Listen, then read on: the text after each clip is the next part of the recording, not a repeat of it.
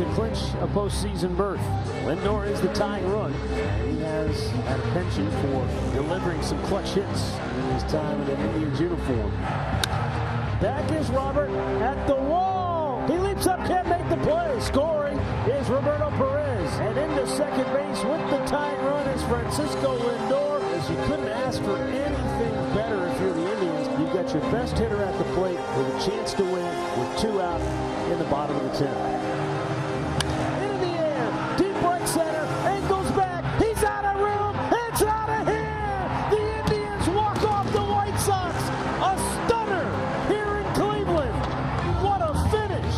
Well, you talk about the right man in the right spot. An unbelievable at-bat. Incredible. Jose Ramirez driving the Indians into October.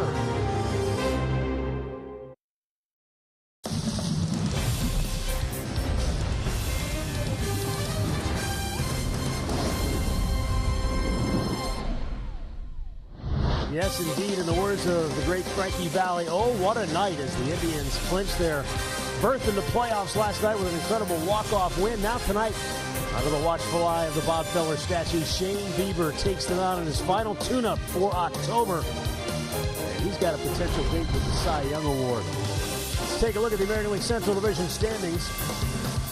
The Indians continue to close the gap on the front-running Chicago White Sox. The Twins continue to win, so things are really getting bunched up there at the top. Hi again, everyone. Matt Underwood alongside Rick Manning. Happy to be with you once again here today. Indians get their opportunity to go back and play in October with a great win last night. And Rick, we said at the top of the series, there were 3 potential MVP candidates doing battle here. Tim Anderson, Jose Abreu, Jose Ramirez. Well, now it might be Jose Ramirez and Shane Bieber's turn to really make their final pitch to voters. Well, Jose Ramirez last night brought an energy to us, to people watching, and everybody being a Cleveland Indians fan. When he hit that 3-run home run, I mean, he has been so hot. We haven't seen a win like this in a long time, and this is getting you into October. One of the biggest home runs hit in a long time, and Jose has been carrying this offense the last 11 games, 8 home runs, 18 RBIs, second in the majors in the month of September. He has 10 dingers, Duvall has 11, and you got to go back to 95. Albert Bell had, believe it or not, 17 in September. He also had 14 in the month of August. Well, we know Jose Ramirez has carried the offense, Rick, but on the pitching staff, there's no doubt about it. From day one, Shane Bieber has been the man. He's been on a world of his own right now this year. Shane Bieber stepped up from the very first start, has been mowing hitters down, and I mean that literally, because when you look at it in the majors, he's leading in wins, in ERA, in strikeouts, all the big 3 categories, and he hasn't stopped. And I mean, he's made it look so easy. So he's got one more start, and I think he is going to be the Cy Young this year. But you see, in 11 starts, you got to go back to Josh Tomlin, who had the best record, and then 74 with Gaylord Perry with the best ERA, and then the most strikeouts in 68 to Sam McDowell. You got to go that far back in the record books. You're having a very special year. 2020 has been unlike any year before, and hats off really to Sandy Alomar and the entire staff. Without Terry Francona in the dugout, they've done a tremendous job to get this team back to October baseball. We'll be back with tonight's first pitch between the Indians and the White Sox, and we'll check in with Andre Knott straight ahead. Cleveland Indians baseball is brought to you by Spectrum Mobile. Spectrum Mobile has unlimited talk, text, and data. Save up to 40%. Go to SpectrumMobile.com today. By your local Toyota dealers. Visit buyatoyota.com. Toyota, let's go places. By Fred Martin Superstore. Their used cars come with a free lifetime powertrain warranty. And by Wendy's. A breakfast so good you'll want to tell someone about it. And the Indians getting ready to battle the White Sox in Game 3 of this 4-game series. Last night, the Tribe wrapped up a berth in baseball's postseason. Andre, we're used to the raucous celebration that normally takes place immediately following. What happened last night? Yeah, you know, Matt, that's the one thing that we'll always remember about last night is that we didn't have that roar of the crowd. We didn't have everyone singing Jose, Jose. But we've given all these numbers about Jose Ramirez possibly being the MVP. I thought the best way to talk about it is to hear from his manager and his teammates on why they think he's the best player in the American League. The guy that we have seen the last 2 years, that's the guy, that clutch guy. that we have seen the last couple of years is coming up to life right now. And you just hope that a few other guys start, clicking at the right time, because then, with the pitching and a few guys getting hot, then it becomes a very dangerous team. I think Jose Ramirez is, he's special. He's special. He's probably, I don't know if you can be underrated as a kind of a top 5 guy in a league, but if there's such a thing, he's underrated.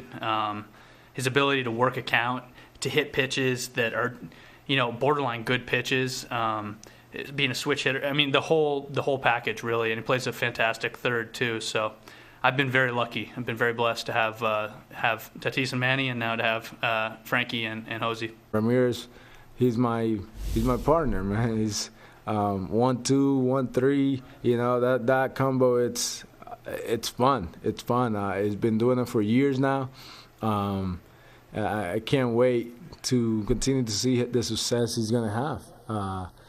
He's an MVP. He's going to win MVP one year. He's going to win an MVP for sure. He definitely will get some votes this year. Hopefully he puts some more numbers and get the MVP. So you voters, it's co-MVP, Bieber and Ramirez. And for all you lucky fans out there tonight, you get to see both Shane Bieber and Jose Ramirez play here at Progressive Field against the White Sox. The one thing I would throw out, Matt, I thought you brought up a great point that Rick Renteria brought up about facing the top 4 of this lineup. They see pitches, they grind you out, and we saw last night when those top 3 guys grinded you out, you ended up with a victory because of Jose Ramirez. Yes, indeed. And then you combine that with Shane Bieber and the rest of this pitching staff, and nobody's looking forward to playing the Indians come October. I agree with that. Shane Bieber is going to be on the mound tonight. He will be the Nissan starting pitcher for the Tribe. Bieber, just an outstanding year, 8-1. He'll make his second start against the White Sox this year. He had a no decision back at Chicago on the 9th of August, but he pitched a good ball game. They ended up winning that game. And then he's going to be matched up against Giolito. They did that on that August 9th date. So hopefully Shane can go out there and put zeros on the board like we've seen him do all year long. And Rick Renteria's starting lineup for the Chicago White Sox. Tim Anderson, who along with Renteria was ejected from last night's game, is the leadoff man. Yohan Moncada in the 2-hole. Jose Abreu batting third.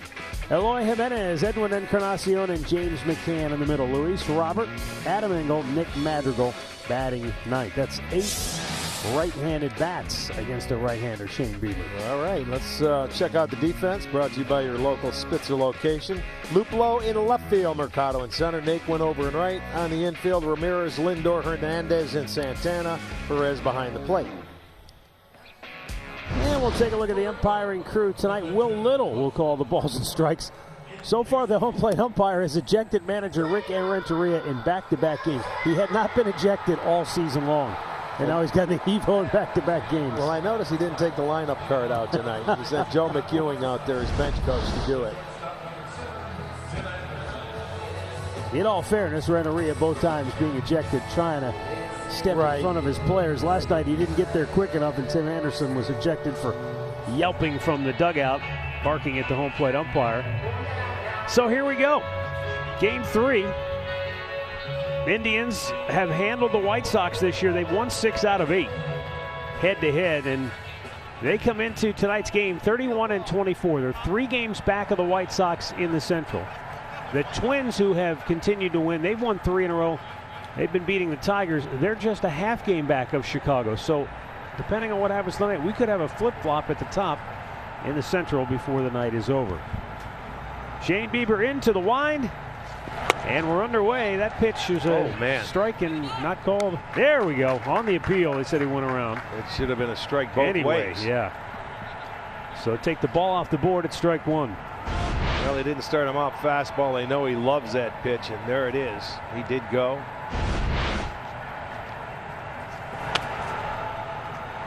.73 degrees under partly cloudy skies. Another beautiful evening. This homestand. I mean, really, this whole shortened season, weather-wise, you can't complain. It's been ideal. Yes, it has. Nothing to complain about the weather. That's for sure. Fastball strike, and not even a whisper of a breeze, at least at the outset here tonight. Flags out in center field. Not even moving. The 1-2 to Anderson. Got him looking at a fastball. Low heater right at the bottom of the zone. And that is strikeout number 113 for Shane Bieber. Well, just a perfect pitch down at the knees on the outside edge. I mean, that is just nasty paint right there. And hitters start looking for that breaking ball when they get to 2 strikes, and we see Bieber a lot of times throw that fastball and get called strikeouts. Yeah, it'll make you shake your head. We've seen hitters do it from every team he's pitched against this year, no question. Here is Yohan Moncada, the only left-handed bat in the lineup tonight for Chicago. He's a switch hitter, takes outside, ball 1.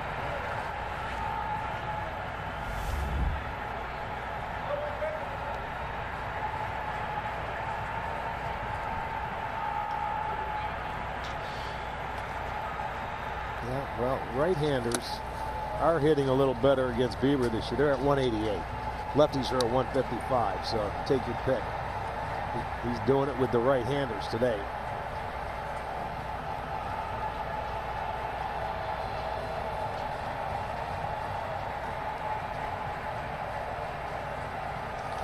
In the air, left field. Back goes Luplow. Jordan settles under it. 2 down.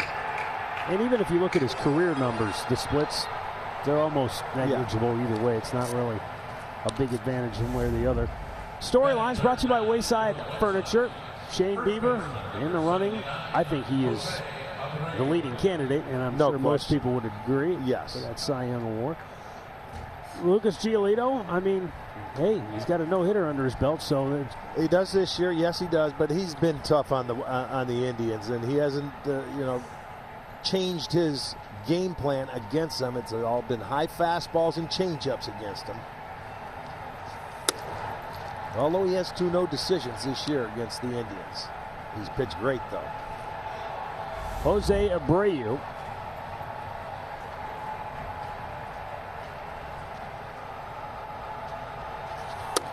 He, along with his teammate Tim Anderson and Jose Ramirez, I know people in New York will argue for DJ LeMahieu, maybe Luke Voigt, but those are the guys in the MVP conversation, I would think. Trout probably is always in the conversation as long as he's playing. Pretty good grip there at a 2-0 pitch. Perez just playing with Abreu, saying, don't worry. This one, a direct hit, goes straight into the mask of Perez. Man, that's a jolt there. You can just see how that head shakes.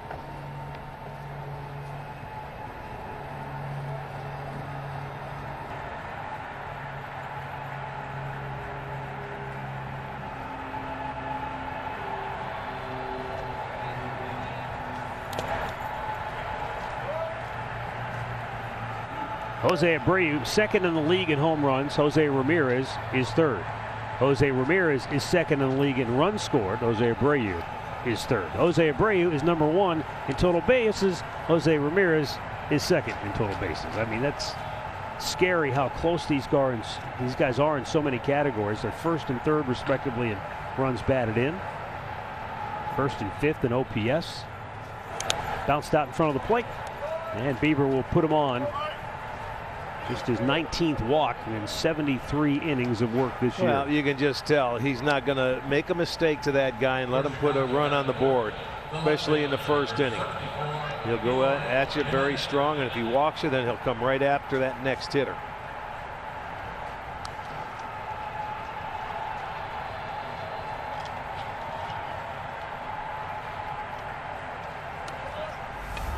And Eloy Jimenez is that next hitter. He's had a good series, 4 for 8 with a home run.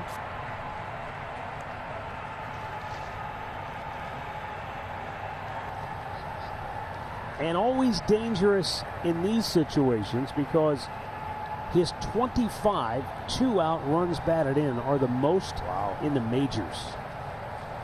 That's a big hit, man, when you get with 2 outs. And Rick, I guess because he's got that kind of power, he's a threat anytime he's at the plate with 2 outs. Because I mean, the thing of it is, too, and I'm sure a lot of clubs, they're going to be, just like we are, very careful to Abreu. And, he gets opportunities, because they may pitch around Abreu and Abreu will walk. But He's taking advantage of him when it comes to 2 outs. That is a big stat.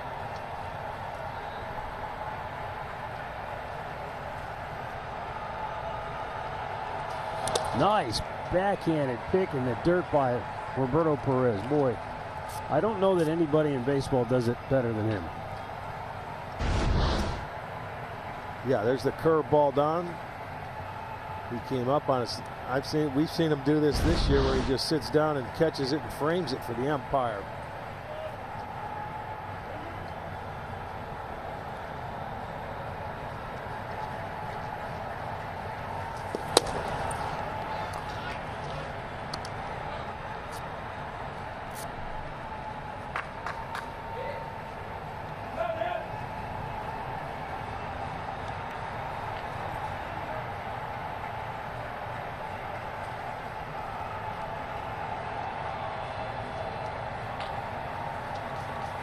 Oh, he tried to hold up, but I think he went. No, they said he didn't.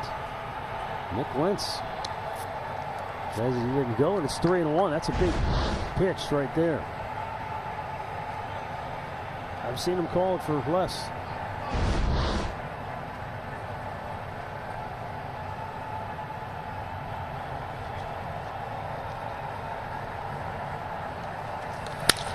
Big bouncing ball in the hole. Lindor goes to Hernandez to retire the side. The Indians are coming to bat. Ohio Hyundai starting pitcher for the White Sox. He has made 2 starts against the Indians this year, has 2 no decisions, but he's pitched 13 innings, given up 8 hits and just 2 runs allowed, 15 strikeouts. He's thrown very well. Acting manager Sandy Alomar starting lineup presented by Progressive Insurance. Francisco Lindor, Cesar Hernandez, and Jose Ramirez. Then Carlos Santana, Franmil Reyes, Tyler Naquin. Jordan Luplow gets to start tonight. He's in left field. Roberto Perez behind the dish. And Oscar Mercado starting in center field. That's 9th. Lucas Giolito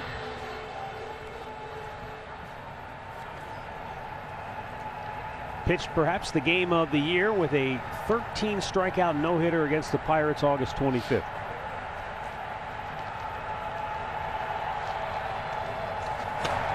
Down low, ball 1. Yeah, that was the first no-hitter in baseball this year. There was one other one from the same city, Chicago, except it was from the north side.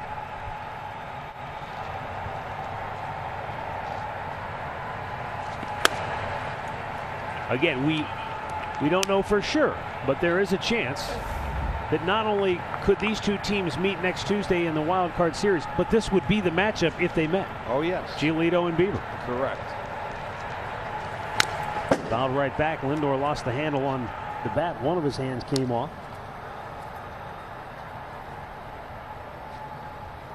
Frankie, since moving into the leadoff spot, has hit .244. He has scored 6 runs, driven in 8 in those 11 games.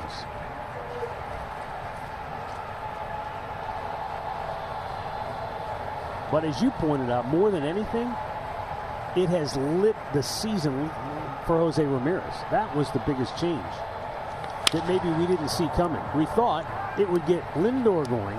What it did, in fact, was take Ramirez, who was already having a good year, and took him to a great year. Elevated it. Yes, he took off, hitting third. And you know, normally you want to put your best hitter in that third hole, and it's been Jose Ramirez all year long. But what the leadoff spot did was take a little pressure off Lindor, because he got too aggressive up there, swinging at a lot of pitches out of the zone, trying to do something that normally not capable of doing and driving in runs. He's got to be a little more patient. That might have hurt a little bit. James McCann took that ball. It was in the dirt. Might have got him on the forearm. He says he's all right. Yeah, they're tough. That's a changeup coming down. You watch the bounce. It skips and it goes the other way. He had his glove in a nice position. It's just that it caught him on the forearm.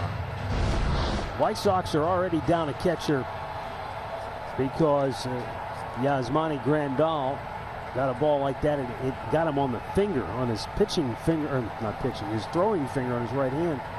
But he is available. He did pinch hit last night, but obviously with a week to go, they want to Make sure he's 100% come playoff time. 3-2 delivery. Off-speed pitch and just missed. Giolito wanted it. He smacked the glove thinking he had it, but no dice. A leadoff walk to Lindor. Awfully close pitch. You know, it's a good pitch. It's a full count, and you see how much he loves his changeup. But he's saying, no, it might be just a little bit up, a little bit in. We'll see. And it's called the ball, so Lindor walks. You know, it's just a little thing. But we talk about catchers, and framing has become a big topic of conversation in baseball. When catchers frame pitches down low, it's a lot harder for the umpire to see the movement of that glove. That was literally right in front of the umpire's face. So when he sees that glove move, it kind of tips him off that it wasn't a good pitch initially because he can see that glove moving down into the strike zone. Just a little thing.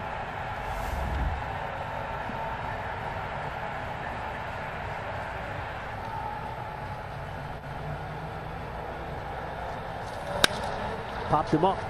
Foul ground. Moncada. One away.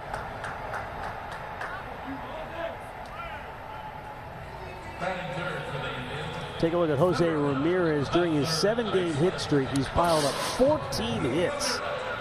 And let's take a look at where they've gone. Well, 6 of them powered by Google Cloud. 6 of them have left the yard. He has been what you call locked in. 500 batting average, 6 homers, 3 doubles. He has been a one-man wrecking crew.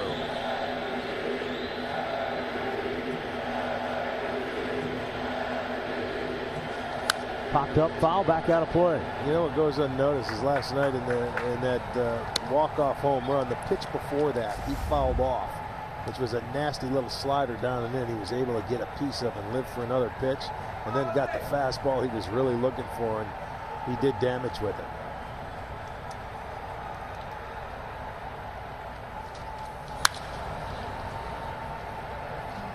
Two pitches, 2 swings, 2 foul balls.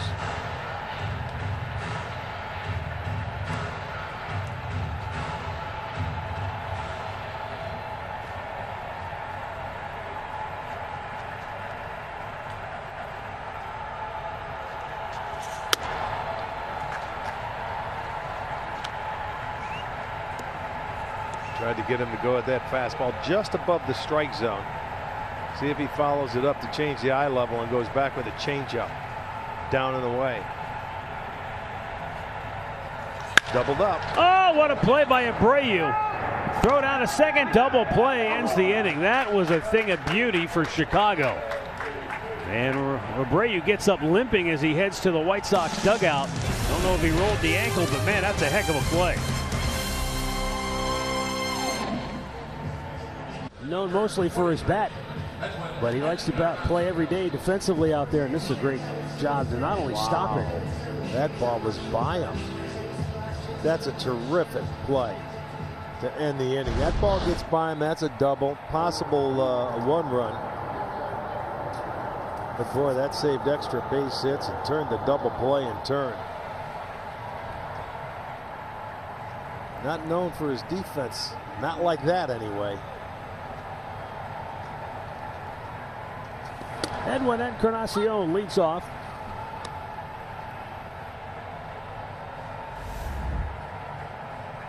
Two for 7 in the series.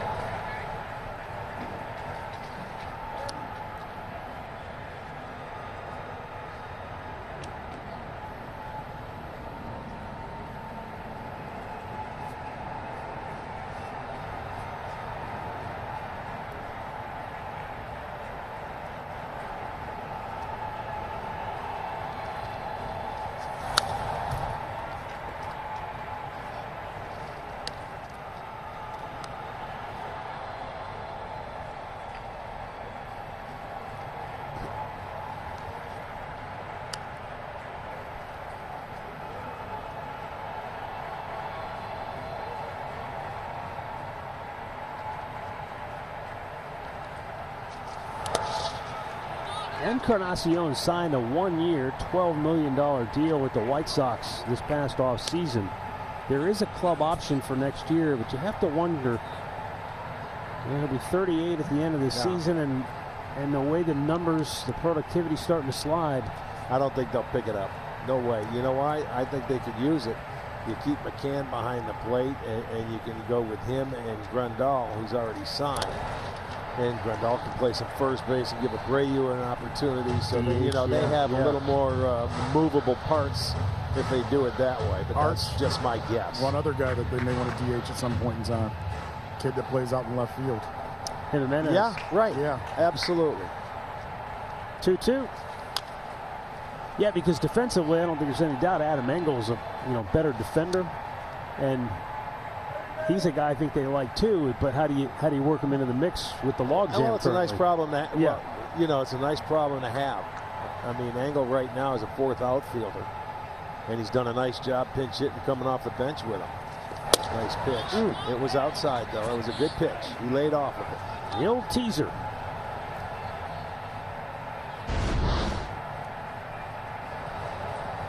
Yeah, there's a veteran knowing the strike zone right there. Bounced it, and he walked him. That's the second walk for Bieber.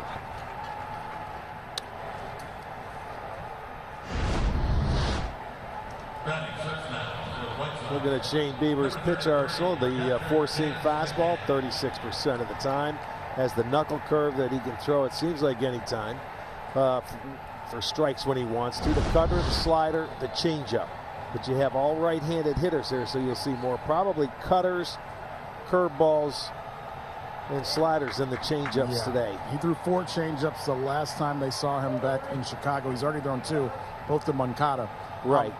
We asked Shane yesterday. I was talking to him about, did he have one of those moments? You know, Matt, when you talk about a guy where he goes, okay, I'm supposed to be here. And he said last year when he had that complete game against Baltimore, he said that was when he had a moment where he realized all of his stuff could play on this level. He had a bunch of strikeouts. It was the first complete game. And he said from there, that's when he realized, okay, I can grow off of this start and become the guy that I always dreamed to become. And he says since then he hasn't looked back, and he had the All-Star game last year and probably on his way to getting a Cy Young this year. And I'll ask you this, both. Knowing that you could possibly see this team again next Tuesday, do you think you change anything in how you attack these hitters? Not really. I think you got to go out and get them out right now and try and win this ball game and see how it goes. And he's got to go out there and see what works for him right now. If he has that, if he can throw that curveball at any time, and that cutter and spot the four-seam fastball. He already has 2 walks, which is a rarity for him. Well, Abreu got him last time, so he's going to be. And McCann got it. Exactly. Those two got him in one start, yes.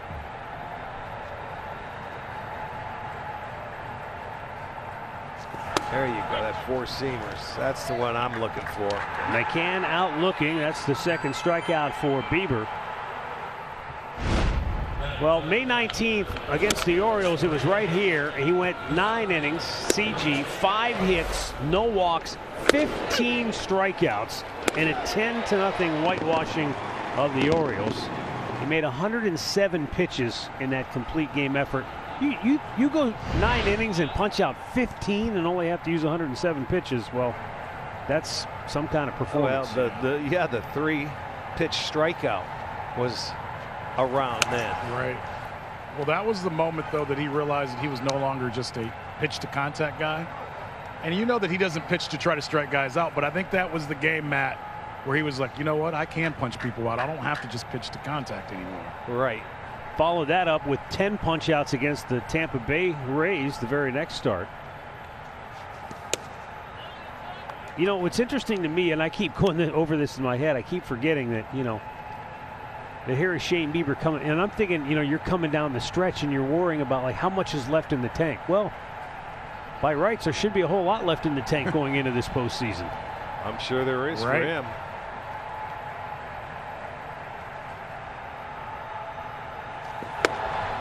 And he thinks that pitch right there is better because of quarantine, the cutter. Arch, that was a pitch that he thinks has gone leaps and bounds because of the quarantine time that he had to throw that. What, time to work with it? Yeah, and it kind of had the grip that he wants to work best with it. I heard Plutko say the same thing, Yes. and he said it's Bieber teaching him how to throw the curveball and you know, feel for a cutter as well. It's funny listening to these pitchers talk about how they're learning from each other. It's almost like a bunch of artists. They do. I mean, you talk to somebody, how do you throw it? Where do you put the pressure and the grips? And, hitters do the same thing. What are you looking for? I mean, sharing the knowledge is so good, and it's so much fun. And if you could sit in the dugout and you're close enough, maybe not right now like you normally are, but you hear everything that's going on in that dugout. Oh, blew it by him. I mean, Luis Robert looks about as overmatched as any hitter you can think of. He is now 0 for his last 25, and in his last 19 games, 27, now 28 strikeouts if you want to include tonight. Look, that ball was in the glove when he started to swing. And all 3 strikeouts from Bieber have come on the 4-seamer. So you think with 2 strikes they're sitting on something else? Absolutely. They are. That's why I'm saying to establish that 4-seamer and you speed him up a little bit, then get back to your off-speed pitches. He knows what he's doing. Here's Adam Engel getting the start in place of Nomar Mazara.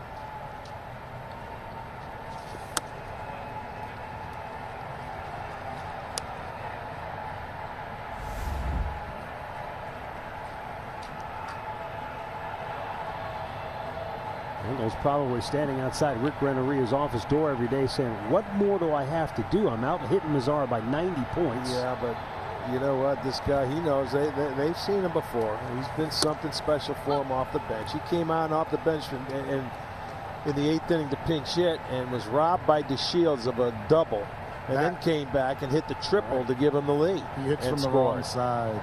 He hits from the wrong side. He was left-handed. He would be in every day, wouldn't he?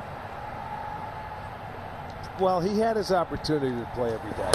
But they've got some other guys out there, some bigger guys that are playing the outfield that can hit the ball out of the ballpark. And they spent money on. So he's the odd man out. But that's quite all right. He's going to get his chance to play, his playing time too. You just continue to do what you're doing.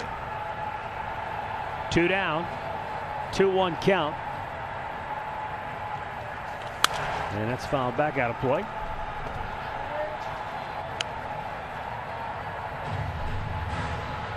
You know, the one thing you want to do, and I don't care what player you are, you always want to face the best. And everybody knows that Shane Bieber is the best pitcher probably in the game right now. So if you get an opportunity to play, you really want to go see where your game stacks up.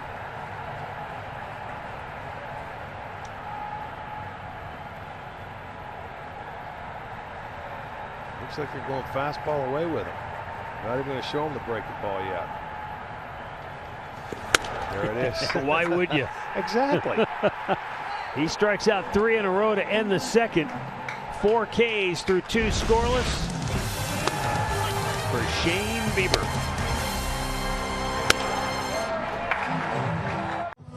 And Carlos Santana to lead off against Lucas Giolito.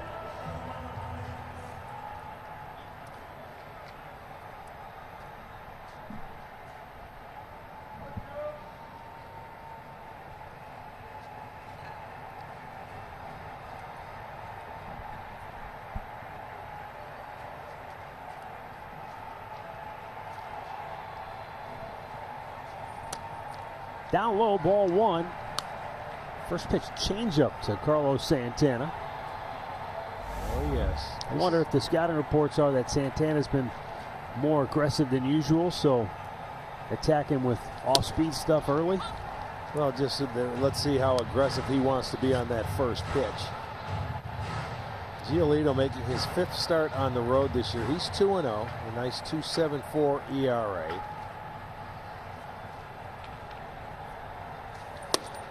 His first start against the Indians came here on the 29th of July, and he pitched 6 innings and 4 hits, no runs allowed, and 85 pitches.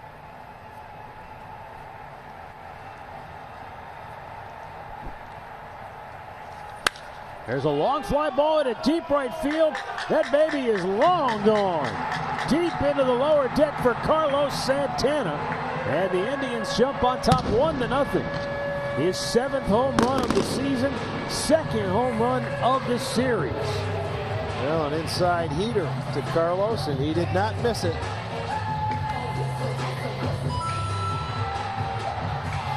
Well, that's good to see him do it from this side of the plate. Yeah, right. Look at it. He's excited about it. Let's check it out on our Spectrum Mobile replay. See, they wanted it upstairs. McCann wanted the glove up. He left it down. And that's where Santana able to find that ball and put a nice swing on it and give the Indians a 1-0 lead. See, that was down. That's not where he wanted it. That was down way out in front of the plate. Well, he's breaking that slider out with the big man, the big right hand. How about that? Tied with Larry Doby now. Yes, indeed. 6th place in Indians history.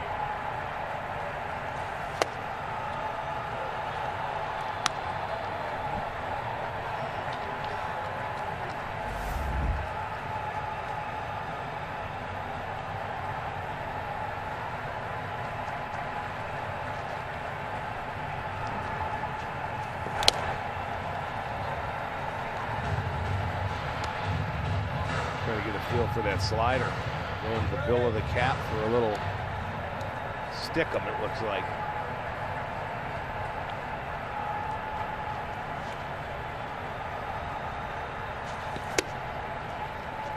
There's been slider, changeup, slider, changeup.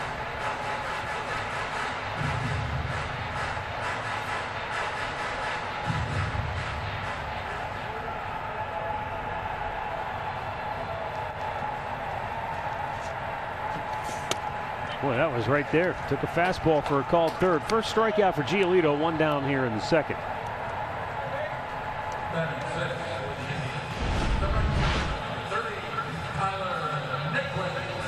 There's a look at Giolito in his first 2 starts against the Indians. Up and down his strikeouts. Well, yeah, you see the 10 on the fastball, the 4-seam fastball elevated, 3 with the slider, and then 2 with the changeup. But that's what he likes to do, change the eye level, go with that fastball upstairs, and then what he did to Reyes right there, slowed his bat down and then snuck the fastball by him.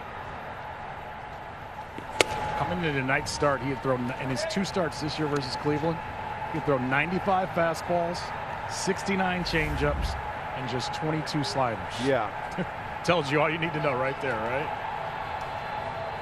Well, what did he say after the first time he faced him? He said, if they're not going to make an adjustment, I'm going to stay, you know, with my high fastball and my changeup. He came in his first start against the Indians wanting to work on the slider more, wanting to incorporate that, and he realized suddenly they're not hitting the fastball or changeup. I'm not changing anything. Yeah, why would you? You have to make an adjustment for a pitcher to change. Boy, what has happened to Tyler Naquin? A 3-pitch strikeout. He had a 10-game hitting streak from the middle of August till August the 30th. Since that hit streak came to an end, he's hit just 179 and now 0 for his last 19. Well, and that's just 3 pitches. So back-to-back called strikeouts.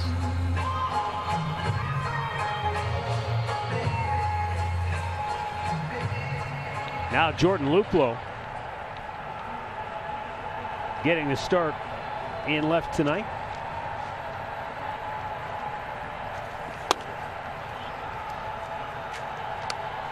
Over his last 13 games, Luplow has 10 hits, including 3 doubles, a triple, and 4 runs batted in.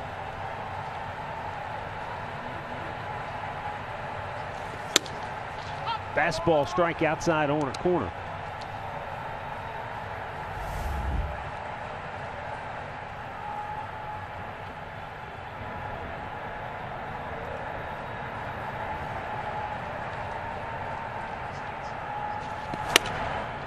One ball and 2 strikes.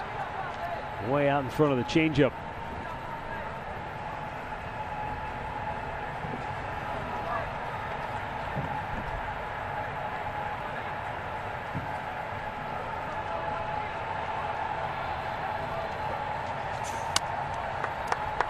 Shows him the high fastball. Yeah, just to change that eye level.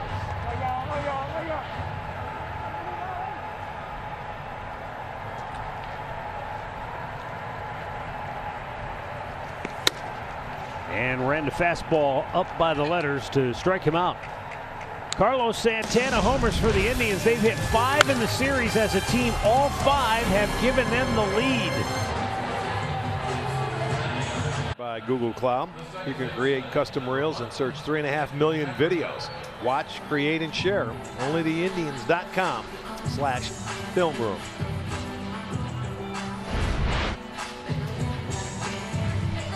Shane Bieber struck out 3 in a row to end the second inning. He'll face Nick Madrigal, the number 9 hitter, to start the third.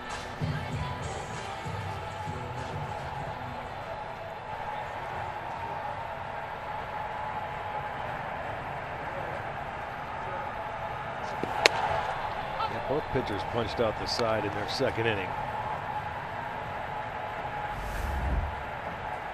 Madrigal riding a 6-game hitting streak.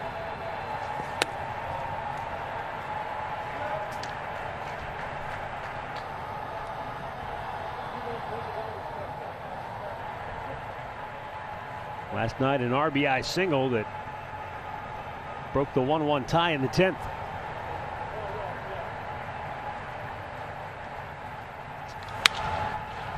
Out of play.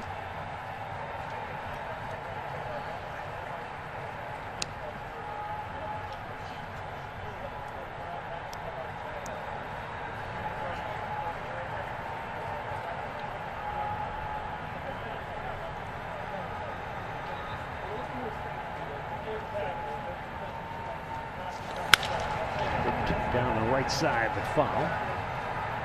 You can see that Madrigal tries to go and shoot the ball the other way, and he's driven some balls into the alley and pretty far to right field.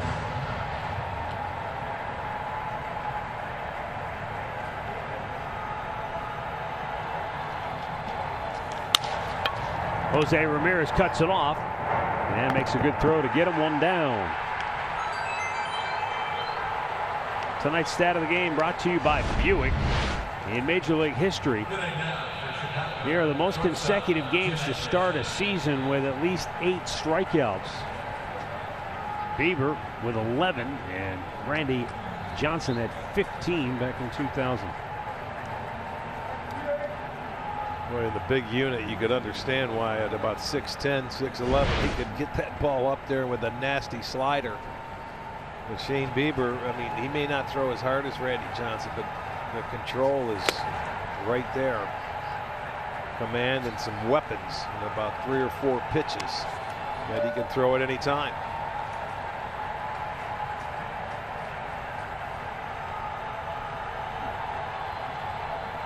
And I think Randy was a little more uncomfortable at bat for hitters, especially left-handers. Think about that kid that came in the other night, Crochet. Yeah.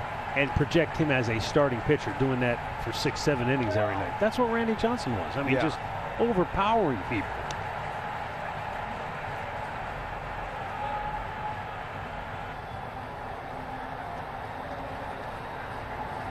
I still think one of my favorite moments was the All-Star game where John Kruk, right here, he came up left-handed, flipped his batting helmet around and went over to the other side of the batter's box. Like, I'm not facing this guy left-handed, no way.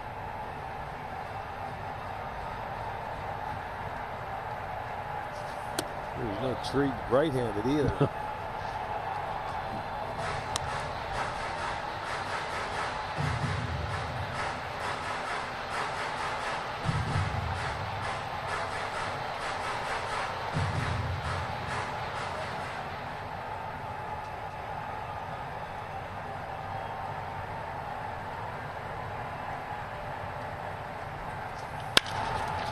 Oh, nice play by Ramirez. He cut that ball off. Santana had to come off the bag. And Anderson is out for going out of the baseline, 2 away. Well, Ozzie did a nice job to cut it off. I don't know if Lindor would have had a chance to get him going down the line, but he had to make the off-balance throw to get rid of it quickly, knowing Anderson can run. Boy, he stabs it, brings Carlos off the bag, and Carlos did a nice job and comes right back to touch the base.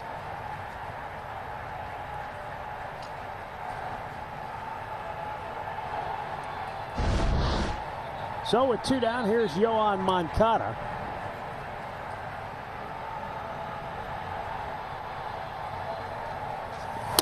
Been a tough year for Moncada, who's dealt with some leg issues. He said earlier this month, and most of it just goes back to fatigue ever since he tested positive for COVID-19. And that happened before summer camp began for the White Sox. But he said, man, I just don't have the energy, the strength. It's just been weird showing up to the ballpark and not having that energy that you're used to having. Yeah. And boy, he did have a lot of energy last year for him. He had a nice year from the year before. Everybody has slumps in this game, but I mean, how else do you explain a 1 for 32? We've seen a lot of that around the game this year, though. True.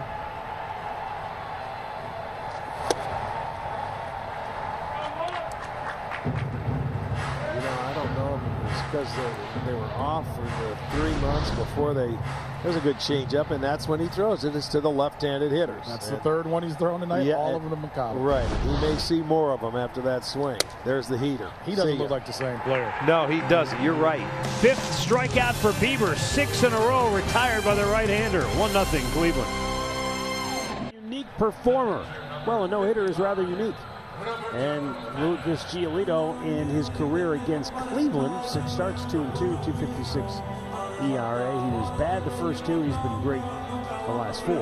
Yeah, and he's made that change after the year where he had an ERA, I think the highest ERA in the league. It was. He was 10-13 that year. Think about that. How do you get 10 wins with an ERA over 6? Well, pitching on the right day sometimes. I suppose it had to have been. But a 6.13 ERA was the worst among all qualifiers, and that was just 2 years ago. But he revamped his whole, mechanics and his arm angle and things like that. He was more of a long armor, and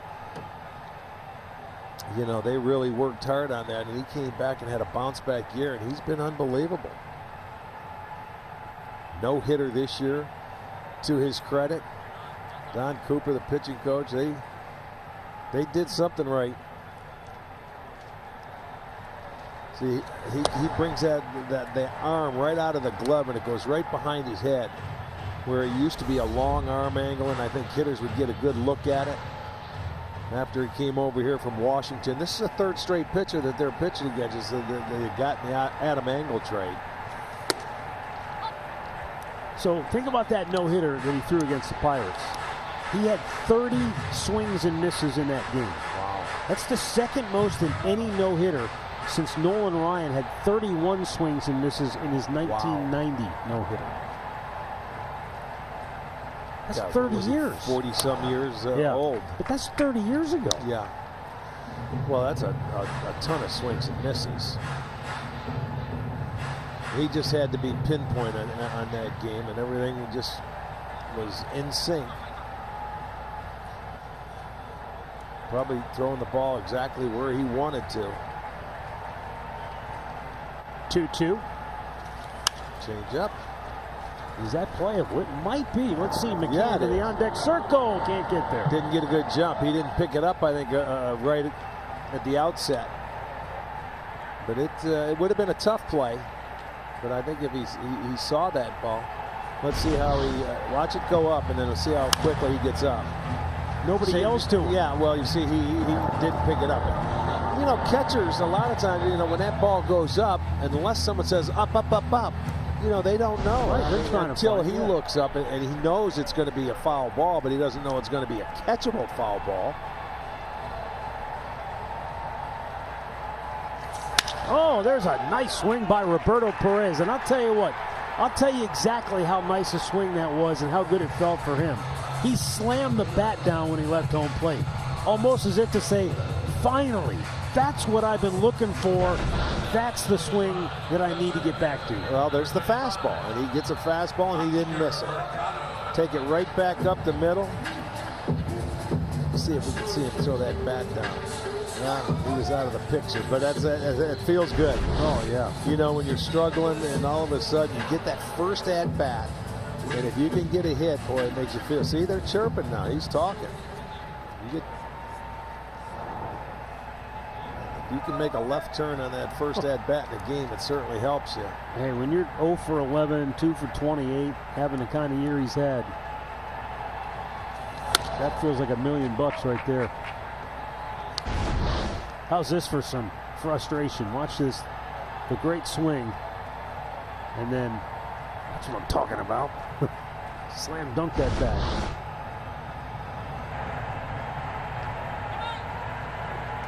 Yeah, I'm watching Giolito coming out of the stretch too, and he sort of leans into the home plate. He's a big guy, but it looks like the ball gets on you, that high fastball, in a hurry. You know, because you don't see much arm angle, and that body's leaning at you. Next thing you know, those hitters, they pick it up, and that's why they'll swing at the high fastball.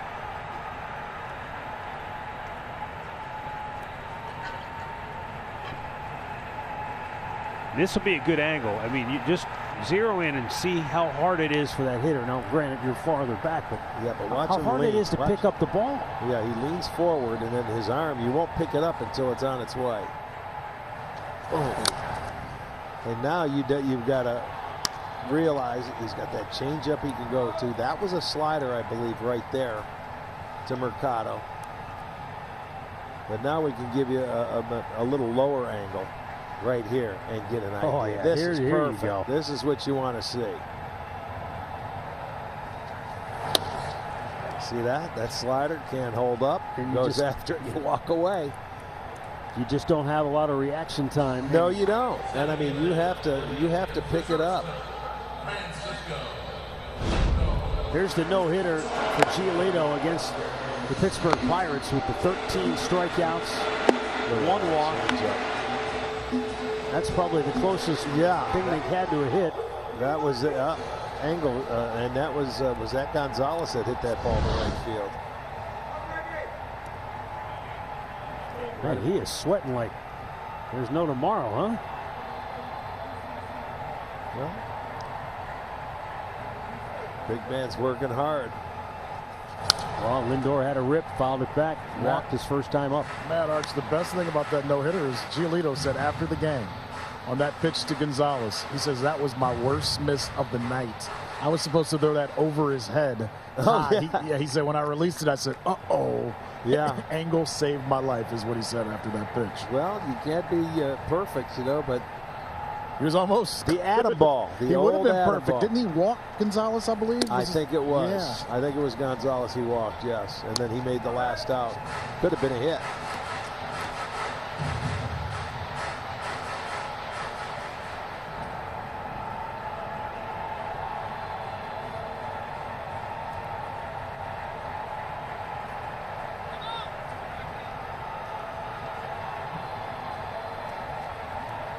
I think as a hitter, your game plan against Giolito, you want to sit one or the other. You want to sit for his changeup, and you want to sit on his fastball early. You take the pick, and you got to be, you know, absolutely sure that you try and take the other one. Then if he mixes in the slider, you don't. That doesn't come into play until you get to 2 strikes. Here comes the slider here.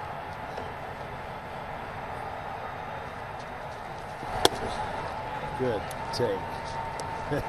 You see McCann point the glove out there. That was a good pitch. He was expecting him to go after it. Well, that was a good pitch and a better take. You've seen Frankie swing at that pitch a lot this year. You see a lot of hitters swing at that pitch. Then you go change up away. See, this is where he catch you in between. That's what he asked him. A ball? He said, no, strike? Yes.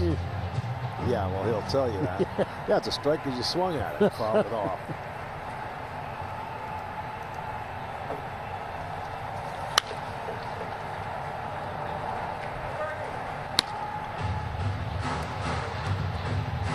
And when you get to 2 strikes, if you can dial back, you look for the fastball and you just protect and anything else. You know, just. Did you ever have an umpire say too close to take? Oh, yeah. After you swung at one and said, was that a ball or strike? There's a base hit for Lindor. That's going to send Roberto Perez around second, and he puts on the brakes late. He'll hold right there. And the Indians have first and second with 1 out. So Francisco Lindor able to get a pitch after laying off and spoiling one. He got the fastball. Watch, and he got up top. That a boy. you look fastball, but you react to anything else you get and hope you put it in play. Well, he did a nice job of staying back and hitting that fastball. You know, Perez wanted to get to third, and you can see why, but he wisely holds up. Not the swiftest runner out there. You don't want to get thrown out on the bases, even though there's one out. So Cesar Hernandez fouled out to third his first time up.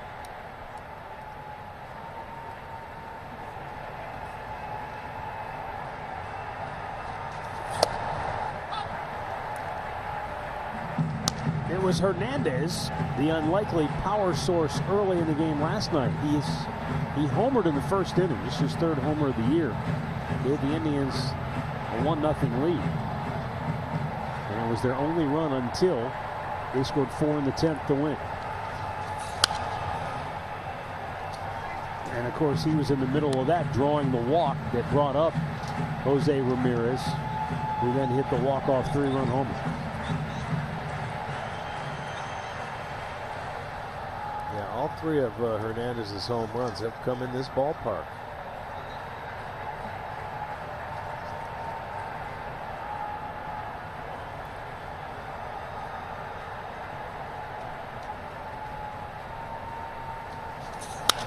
Well, we don't know what Chris Antonetti has up his sleeve, but I would campaign to bring this guy back if it's possible.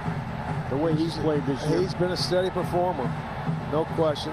Playing every game, except when he had to go on to that maternity leave when his wife had a baby. He's out there every day. He's done a nice job. Switch hitter. Solid defender.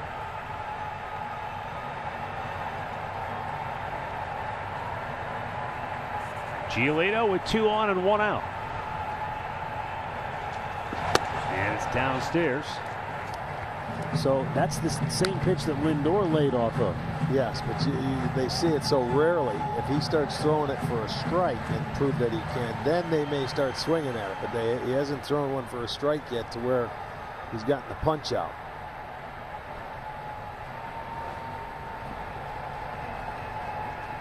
.33 out of 50 pitches, 4 strikes so far for Giolito. But again, this top of the order, they really force you to concentrate, to focus. They have done a good job of really grinding through their at-bats early in this series. But here in the third, it was Roberto Perez that started it with the leadoff hit.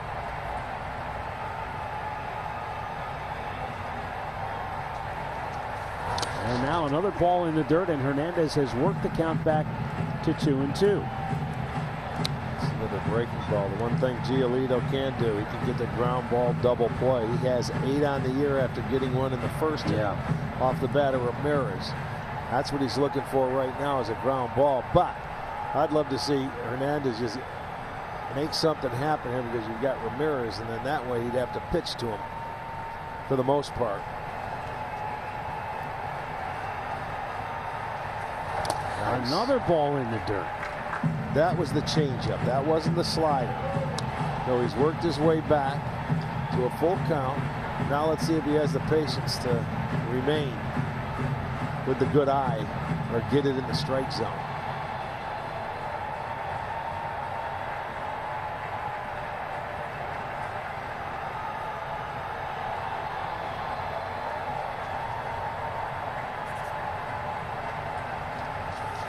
Back out of play.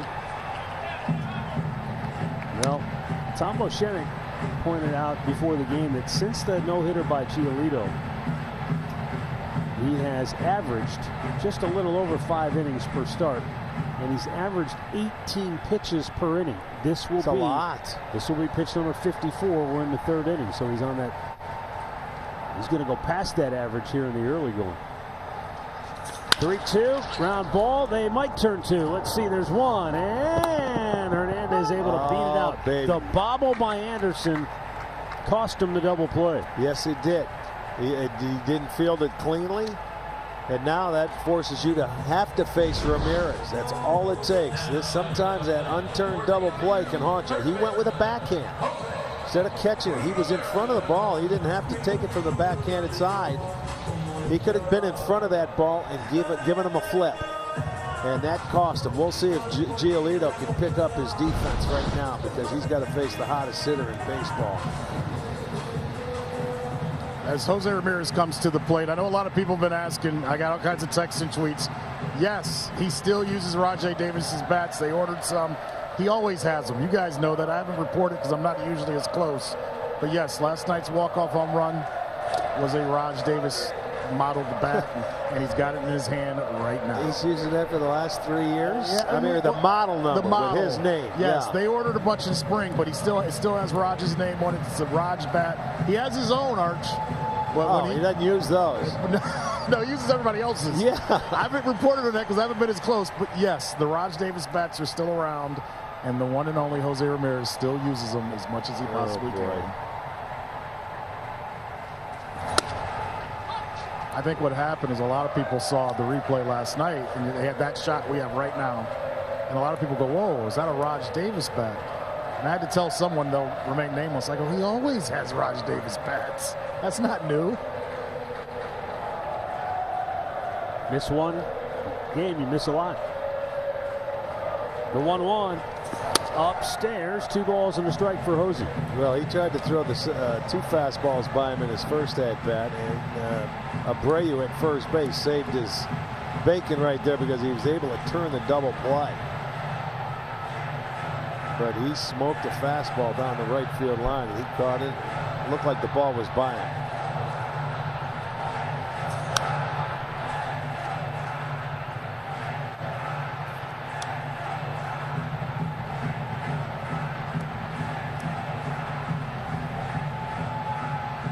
I like what Cal Quantrill had to say about Jose Ramirez.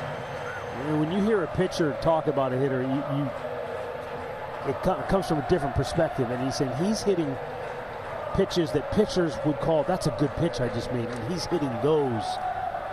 When you can hit a pitcher's pitch, that's when you know you're having a special year.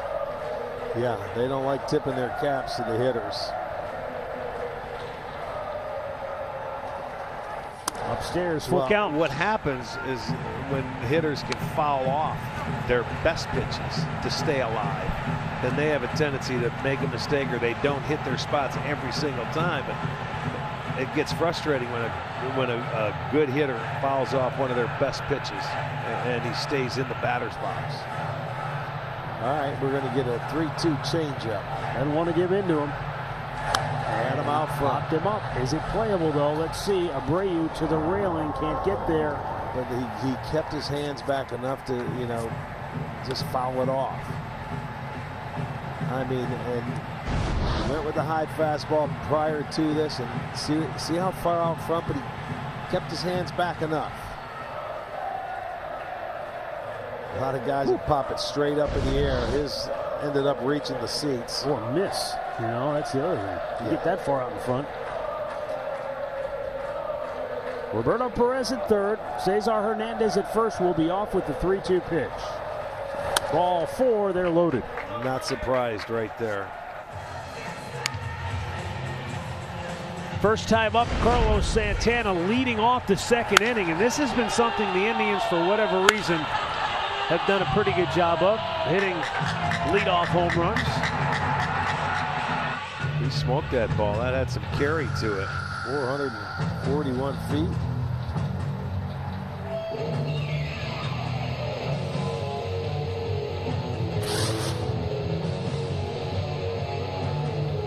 Well, he just passed Andre Thornton, tied with Larry Doby.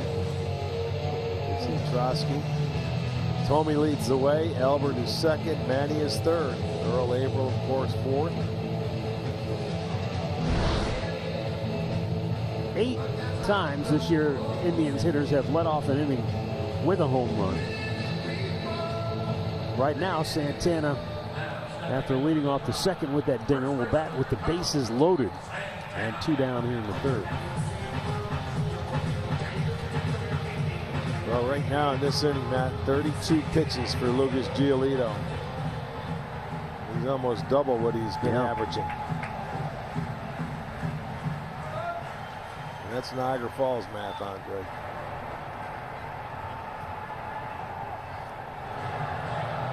I'm nicer than you. I can give you a day or two. I know you can't count. I'm not going to call you out on it every time. Well, it might be halfway if he gets to 36. How's that? There you go. Matt, don't let Tommy bring his calculator down. Tommy has. I haven't even looked at Tommy tonight. You don't have to. He'll run down and stand right next to you. No, he won't. He's mad at me. He's giving everything to Matt.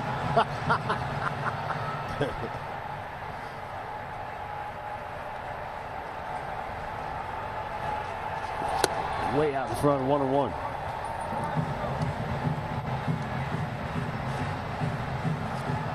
Change up down. Boy, good arm action. You can see what that ball does. It just ends up fading away and dying away to the left-handers. 81 miles per hour. Bases loaded, 2 down. 1-1 pitch was fouled off.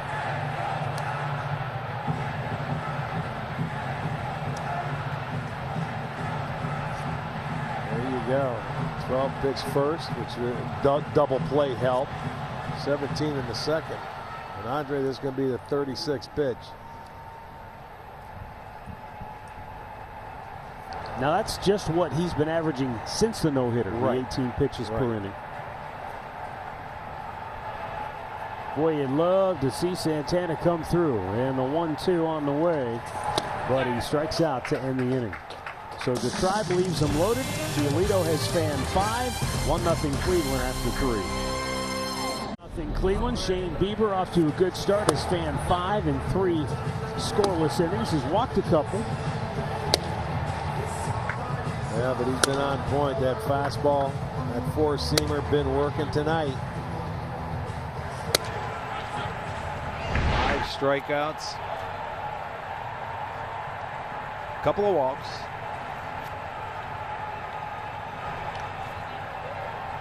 This is one of the walks getting in the batter's box now. Back in the first inning with 2 outs, being careful to Jose Abreu.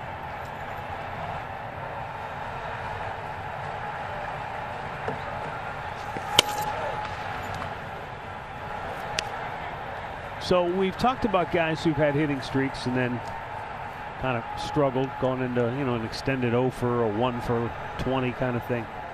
Abreu had a 22-game hitting streak, but it didn't stop him. He's hit in 32 of 34 games. Yeah, he's just in a very good place. And the guys around him certainly help out. You know, he's only walked 15 times this year, but he likes putting the ball in play. He's an RBI machine because he takes what is given. He's patient when he gets runners in scoring position. He's just dangerous. But you're right. We saw a couple of years ago you could pitch him differently because the lineup around him wasn't there. Right. You could, yeah. And you pitch around him and you would see him expand the strike zone to try and do more than you're capable of doing, only because he's paid to drive in the runs. And that's what good RBI guys do. They'll expand their zone to get that runner from third base, not necessarily trying to get a hit every time, but hitting that ground ball up the middle, you know, with less than 2 outs or a sacrifice fly.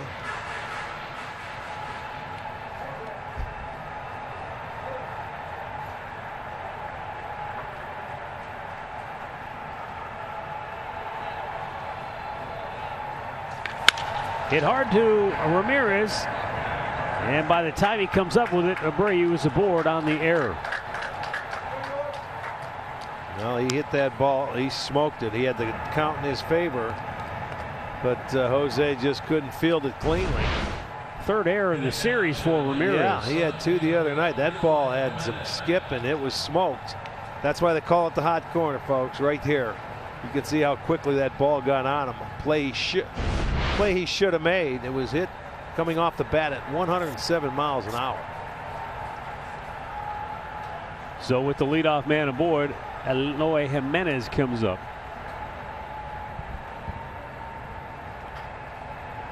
He hit a ball to Lindor that ended the first inning. If he does that here, it's a double play.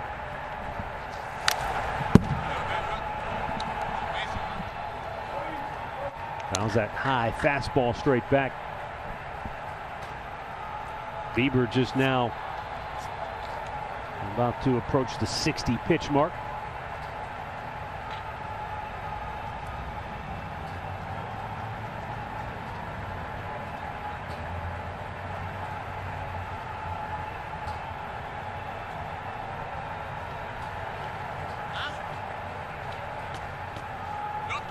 Not sure what happened to Jimenez there, but taking a little extra time.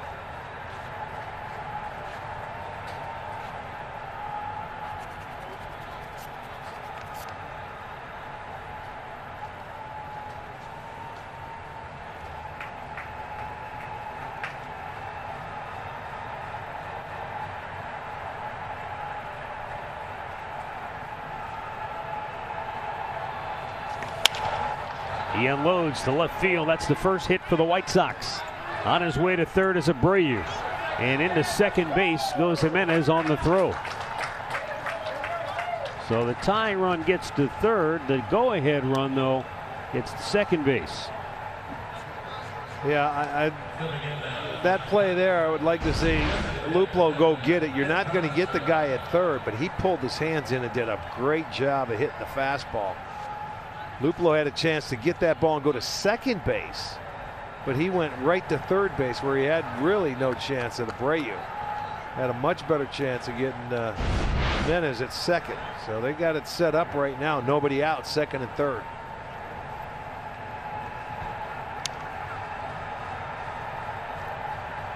Edwin Encarnacion will walk his first time up. Indians will concede the tying run, infield back. And a good pitch called a ball.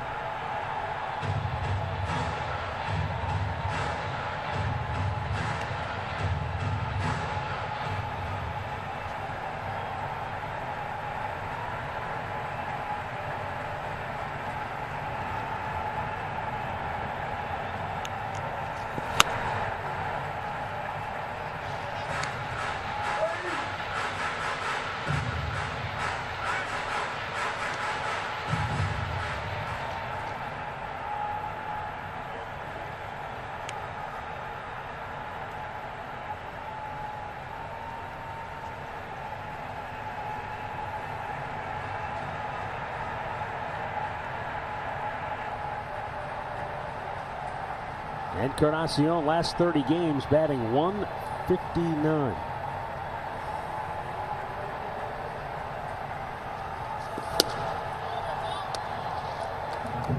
But Beavers had a tough time throwing him strikes so far.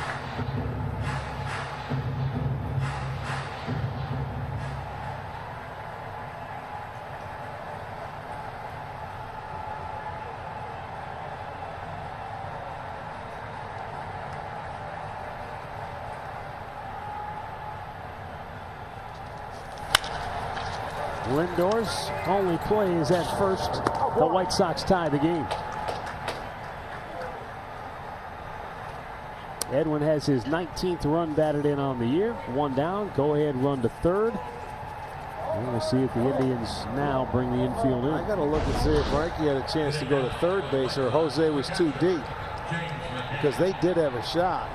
And it looked like he was just saying to Jose, he said the angle, he couldn't see it. Jimenez is so big, he couldn't see Jose, if that makes sense. It does make sense, all right, because I saw where Jose got to the base there, and it looked like from our angle, we sit way up here and behind. Frankie instantly said, he goes, I couldn't see you at the angle where I got it. Okay, and he had to get the out at first. That's fine, it makes sense. James McCann struck out first time up. They'll try to go home on a ground ball in the infield if Jimenez breaks.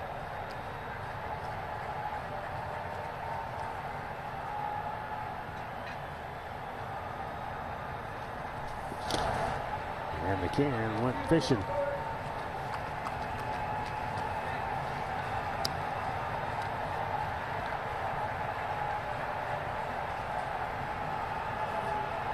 McCann 3 for his last 22.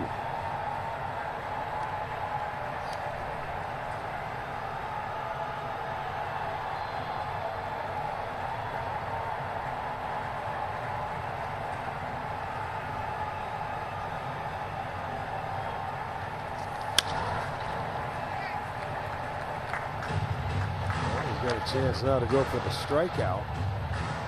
There's another good breaking ball. We got him to chase after. He's done a nice job with runners in third and less than 2 outs. 4 out of 5.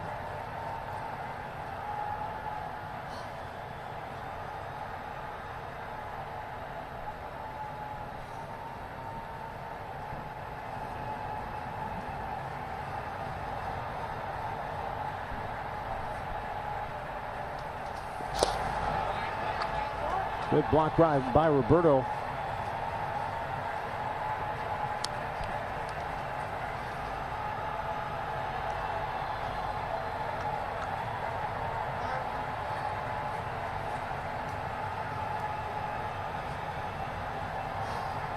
Definitely is a luxury for a pitcher to know with a runner at third, you can bounce that breaking ball if you want to. Boy,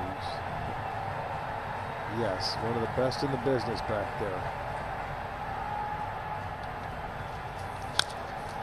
Boy, that a good breaking ball. He just got a piece of it. See, that's where the hitters, you know, they hang on for an extra pitch. I mean, he just gets a piece of this to stay alive. He wanted it down a little bit more, but still, McCann took a swing and it went right down into the ground. 1-1 ball game here in the fourth. Infield in. Jimenez, the runner at third base.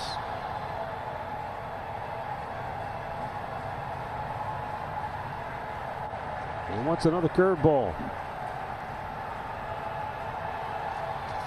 And he swung and missed at that one. Roberto will have to throw to first, and Bieber alertly goes to home plate to cover for him. Really, that's a heads-up play. He looked him back, and, you know, Bieber wisely just went to cover home plate. You just follow the lead right here. He gets him to chase that ball in the dirt. He wanted to pick it up and tag him, but McCann was already by him. Now watch Bieber come to home plate. And now, yeah, he realizes, I've got a job to do. I've got to go cover the unattended plate. So 6 Ks for Bieber, 2 down in the inning. Yeah, you get the second out, too.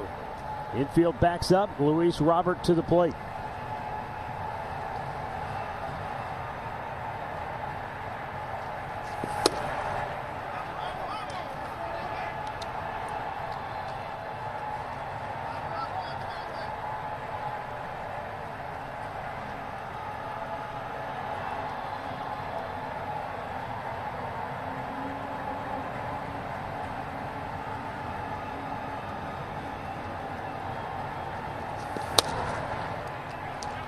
Just outside with that fastball, 1-1.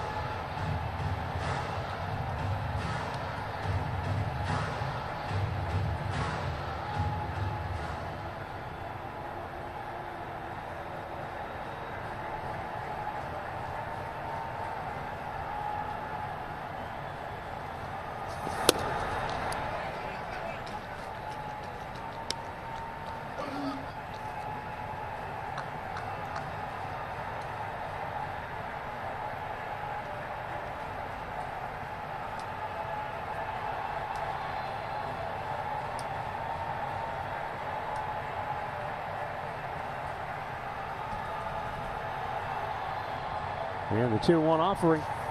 He went too far, 2-2. So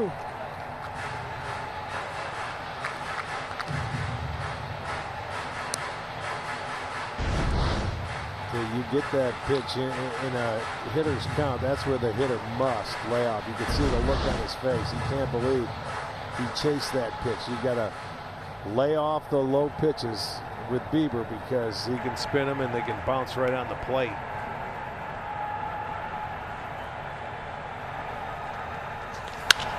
Out of play right side. Remember, the first at bat, he threw the fastball right by Robert. His first time up, he tried to do it again, but he got a piece of that one.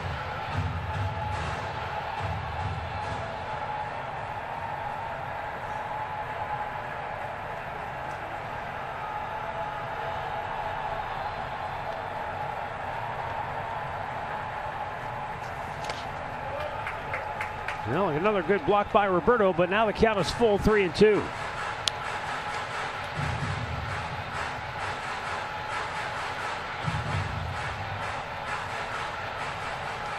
Now Bieber pitch count really piling up here.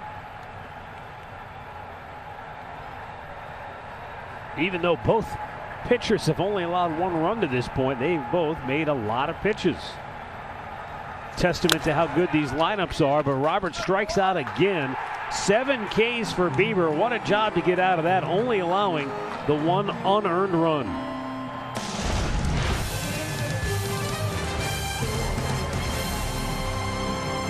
Field, 1-1 game, bottom of the 4th. Franmil Reyes to lead it off.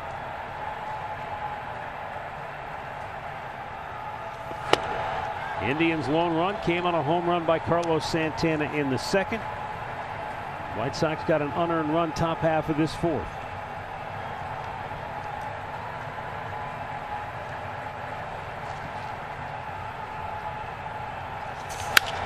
Reyes called out on strikes his first time up.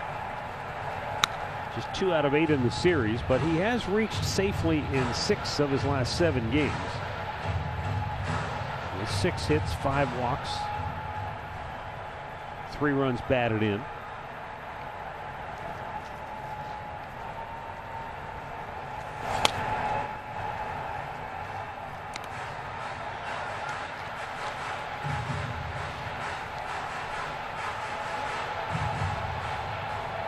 Giolito's gone to the slider against Reyes so far tonight.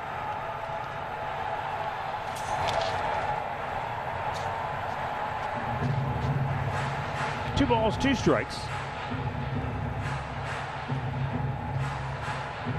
Reyes, then Tyler Naquin and Jordan Luplow here in the home half of the 4th.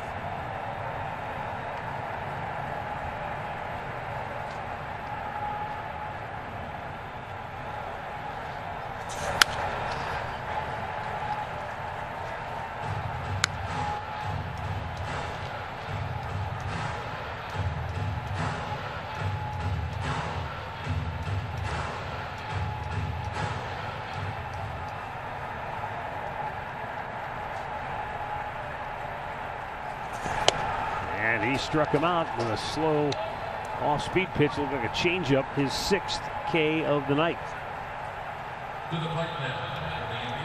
That's exactly what it was, a changeup down and in. Gets him to swing over the top. He's earlier in the at-bat, a couple of sliders down and away. Finishes him off with the changeup inside. I want to send along happy birthday wishes to Violet Childs in Huron, Ohio, who recently celebrated her 100th birthday. Oh, happy birthday. Unfortunately for Violet, because of the current situations, they couldn't have a big party for her. Right. So Violet, we hope you made the best of it.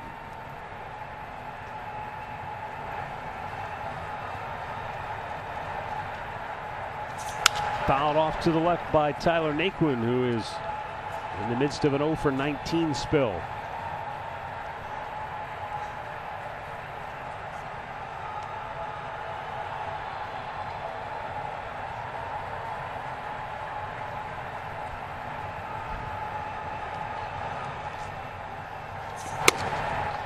High fastball, just missed. A teaser there, just off the outside part of the plate. That's what he got him on the first time, but that was the first ball that he's thrown to Naquin tonight out of the 6 pitches. And the fastball on the inside corner strikes him out. That's number 7 for Giolito, 2 down. Injury report brought to you by the attorneys at Elk & Elk. DJ LeMahieu. Wow. I mean, you talk about the energy, and You get him back in the lineup, 11-2 record for 13 games since he's been back. 356 average. That guy continues to just pound the baseball. Yeah, he's really in a dogfight with Tim Anderson for that batting crown. Jordan Luplow to the plate with 2 down.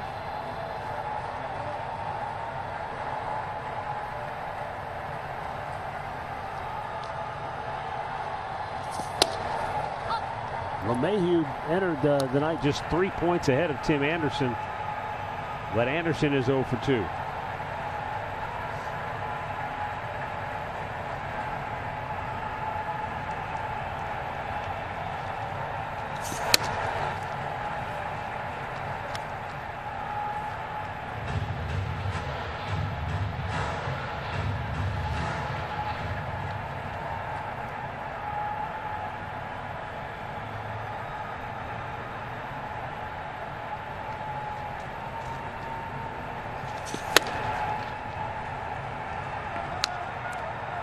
Giolito is starting to find his rhythm. He got out of that bases-loaded jam in the third. He walked Jose Ramirez, but then he came back to strike out Carlos Santana.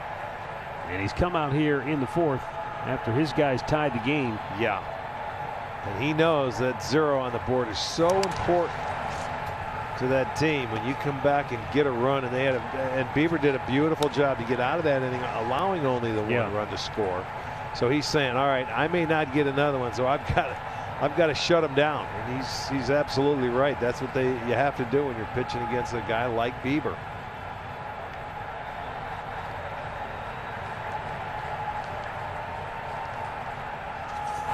Swing and a miss. He strikes out the side here in the fourth. Cleveland Indians baseball is brought to you by your local Kia dealers. Visit kia.com to see what it means to give it everything. By the injury lawyers at Elk & Elk, proud partners of the Cleveland Indians. Call 1-800-ELK-OHIO. And by the Cleveland Clinic, your safety comes first at Ohio's #1 hospital. You know, it's interesting. Bob Feller is the franchise all-time strikeout king. 2,581 strikeouts, and yet in single-season strikeout totals, Bob Feller's name only appears twice in the Indians' top 10. He's got the best overall, 348 strikeouts in 1946. And then he's also 10th with a year where he punched out 261. Sam McDowell's name appears 4 times of the top 5. You talk to some hitters that played back when Sam pitched, and they say he had probably had some of the best stuff of any pitchers you've ever faced.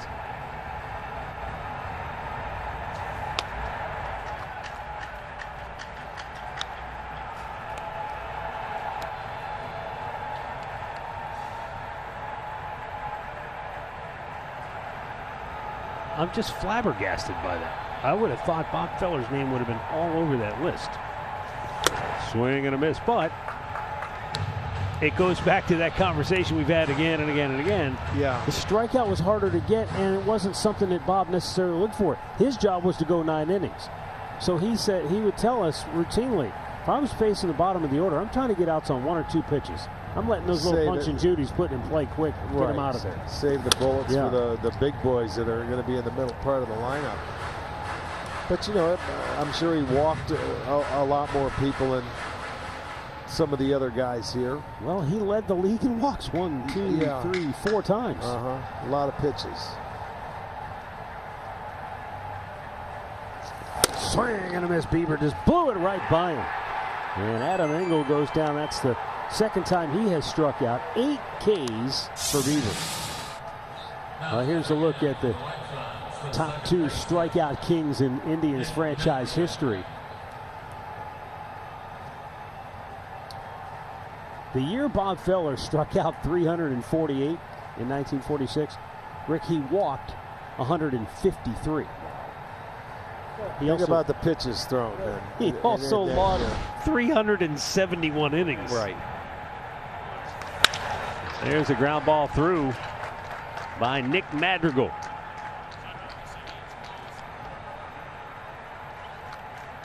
That was also the year he had 36 complete games. Yeah. Come on. T-Mobile ticket to the game. Shane Bieber. 8-1, 174 ERA. Those are the main numbers, but obviously the people who vote will dig much deeper before voting on the Cy Young Award. But you won't have to how dig much too deeper deep. can you get? I was going to say, you don't have to dig too deep. Who's second is my question. Who cares? If you ain't first, you're last. Ricky Bobby. There really isn't a number because that I could vote for anybody else. It's obviously the guy we get to see every 5 nights. I know we're partial, but yes, well, I think it's fair also. I don't think we're doing it just to be a homer. I mean, he has earned it from the very first start of the year.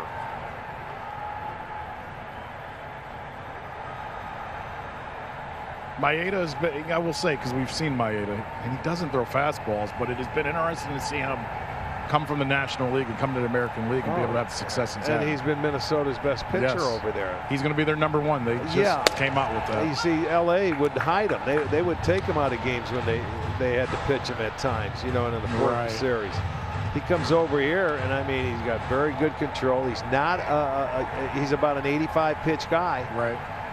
So he won't take you deep. Bieber will give you some distance. He'll complete a game. Well, when you look at those faces that we just put up there, which one of those guys will be pitching last is my question, because they're going to have to carry their team through.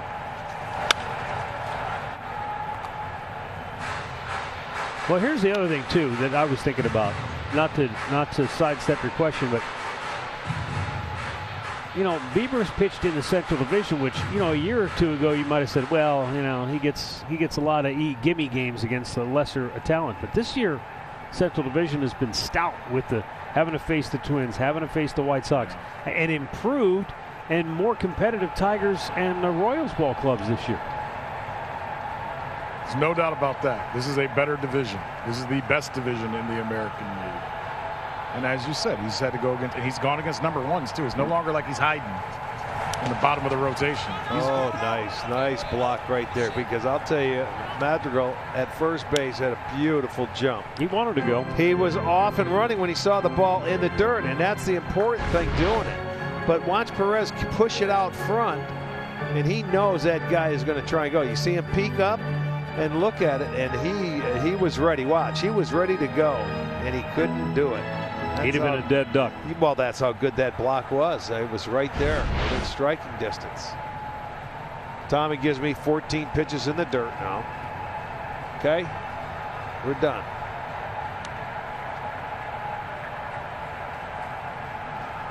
Madrigal bluffs the move, and Anderson goes down swinging. 9 strikeouts for Bieber, and Tim Anderson, the reigning hitting champ, is 0 for 3 tonight. It's a fastball away, and that one was off the plate, but I mean close enough where you think you can get to it, but he could not.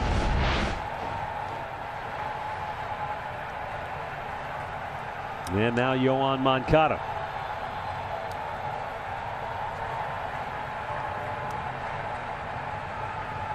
Moncada flied to left in the first, called out on strikes in the third.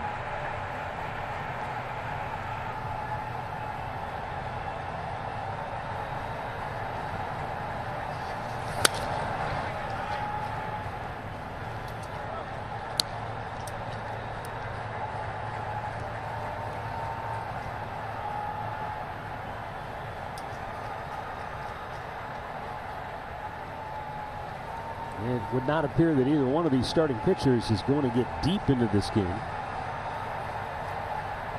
And not to mention, when you're talking about your last start before postseason Look play. at this like a postseason game. In postseason, starters don't go there. There it is. And the hitter doesn't have to move. He's entitled to the batter's box. So Perez wanted to get the baseball. He couldn't do it. He didn't pick it. The Madrigal gets there on a wild pitch. You see, another good jump, and this time he didn't stop. And then Perez, got tangled in the feet of Moncada. So that could be a big base. Gets him in scoring position now with 2 outs.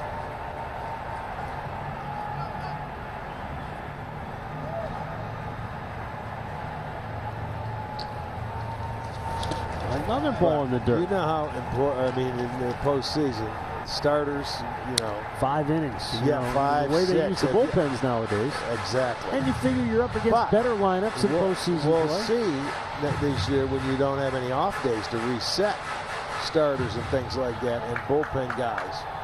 When you're playing 3 straight days, and no off days, and even when you get into the other series, the 5-game series, it's every day, isn't it? I don't know about that. I know there's no travel days, but I don't know if they're going to play every single day. Oh, that gets by Perez. That is a rarity.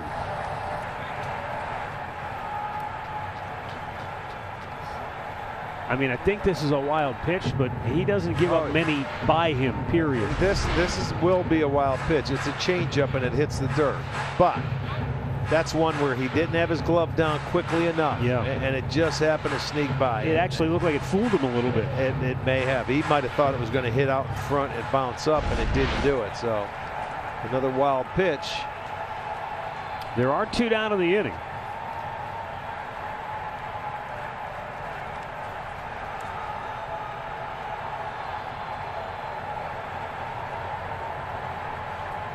It's gone heavy off-speed pitches here. Even there, a changeup bottom of the zone, but Moncada so far in the series looks like he's had a tough time catching up to the heat. So a 3-2 count. Got to make a pitch here. Went to the fastball.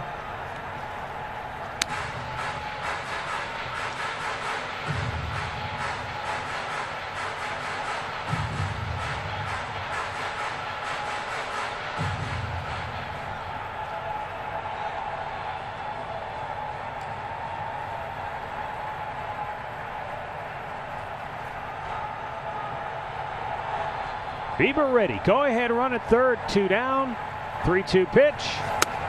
Ball 4, and he'll have to face Jose Abreu.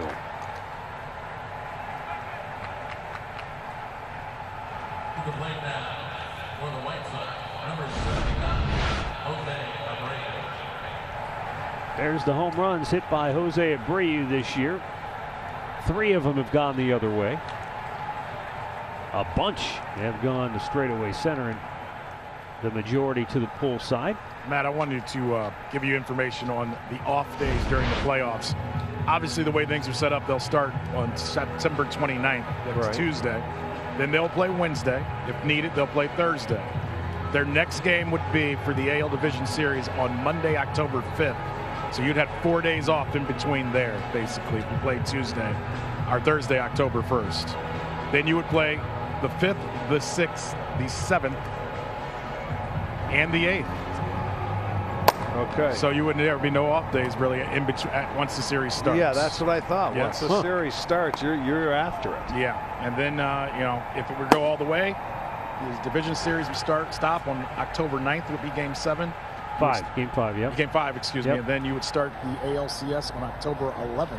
Wow. So yeah, there's not many days off around. No, that's what I'm saying. This is you better have a lot of pitchers ready to rock and roll and pitch. So your pitching depth will come in huge. Yeah, well, if you in advance past that first round. Tristan McKenzie up in the bullpen alongside, I think, Cam Hill. First and third. 2 down. Abreu the batter, and strike 1 called on the outside corner.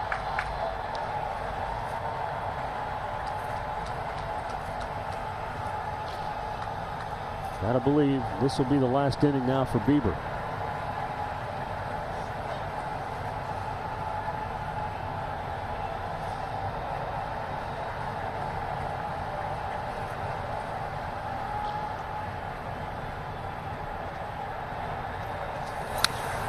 And a cut fastball, 0-2.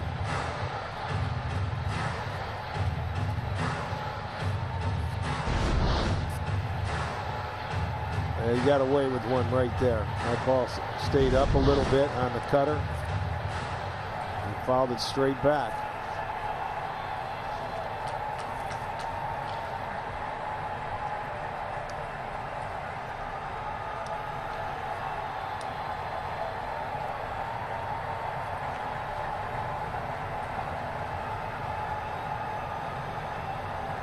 Oh-2. Swing and a miss. Hey, struck him out. What a job by Shane Bieber, punching out 10 White Sox batters in 5 innings of work, allowing just 1 unearned run here tonight. In the current season, the Indians have flexible options for you, including different credit alternatives for the 21 season, priority access to pre-sales, as well as refund options. Just call 216-420-HITS Monday through Friday between 9 and 5 for the details.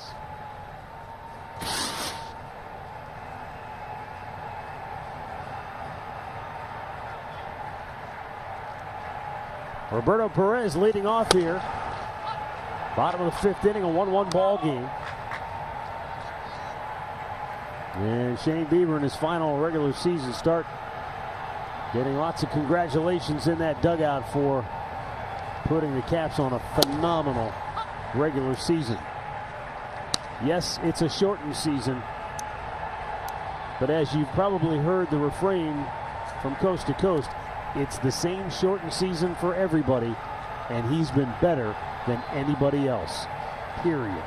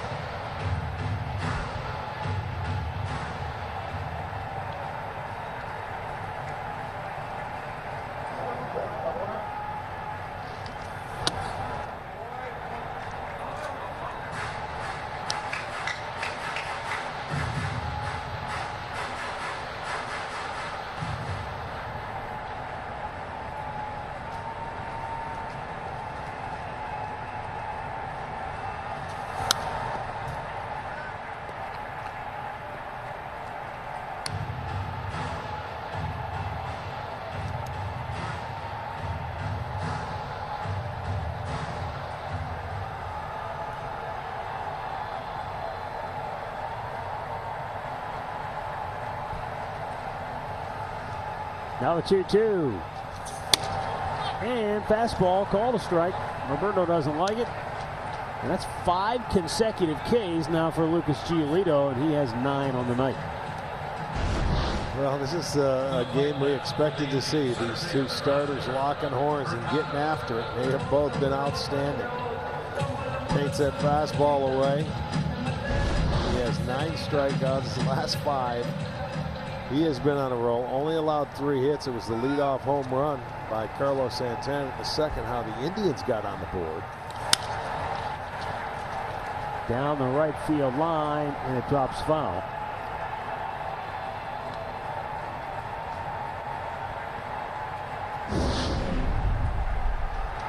Mid-game recap brought to you by your local Toyota dealers. Carlos Santana, a leadoff home run in the second, his 7th of the year. And an RBI groundout that played in an unearned run for the White Sox. That's been it. This part of the lineup, not surprisingly, this has been a sore spot all season long, but tonight in particular, woo. The 5 through 9 hitters are a combined 1 for 9 with 1 ball put in play. 8 strikeouts.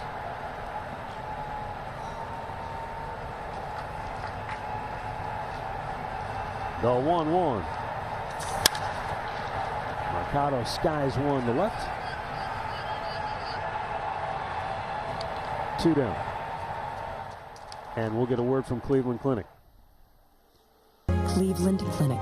Get the care you need when and where you need it. Visit clevelandclinic.org/access.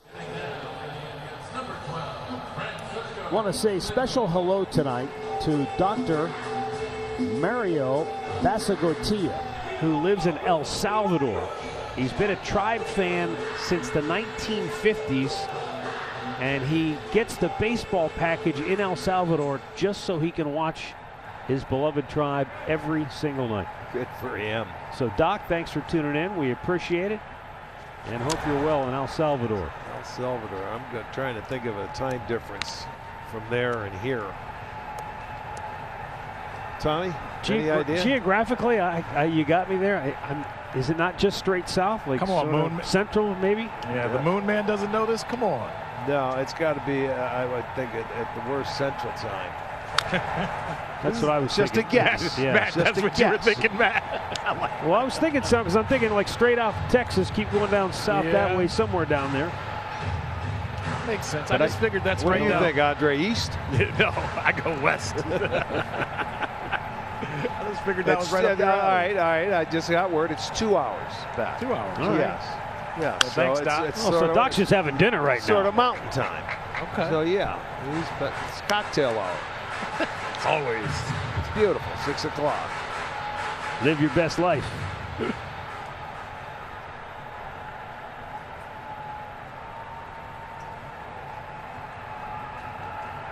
Now the 1-2. Fouled right back. Frankie had a base hit on a fastball last time, and he had a good swing at that one right there to foul it back.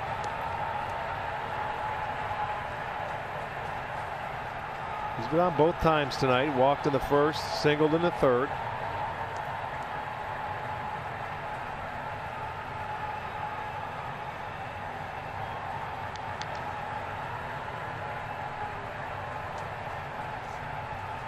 Now the 1-2. In the dirt.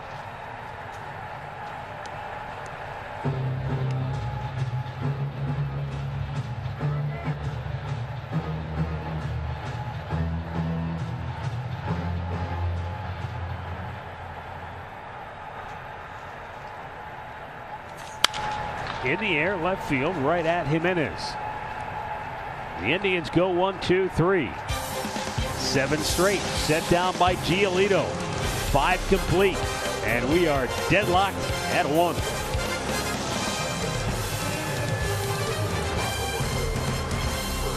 $50 raffle presented by Sportstime Ohio, and it benefits Cleveland Indians charities. The early bird prize is a Francisco Lindor jersey, a Carlos Santana autographed bat, and a Shane Bieber signed baseball. Get your tickets at tribe5050.com now through October 2nd.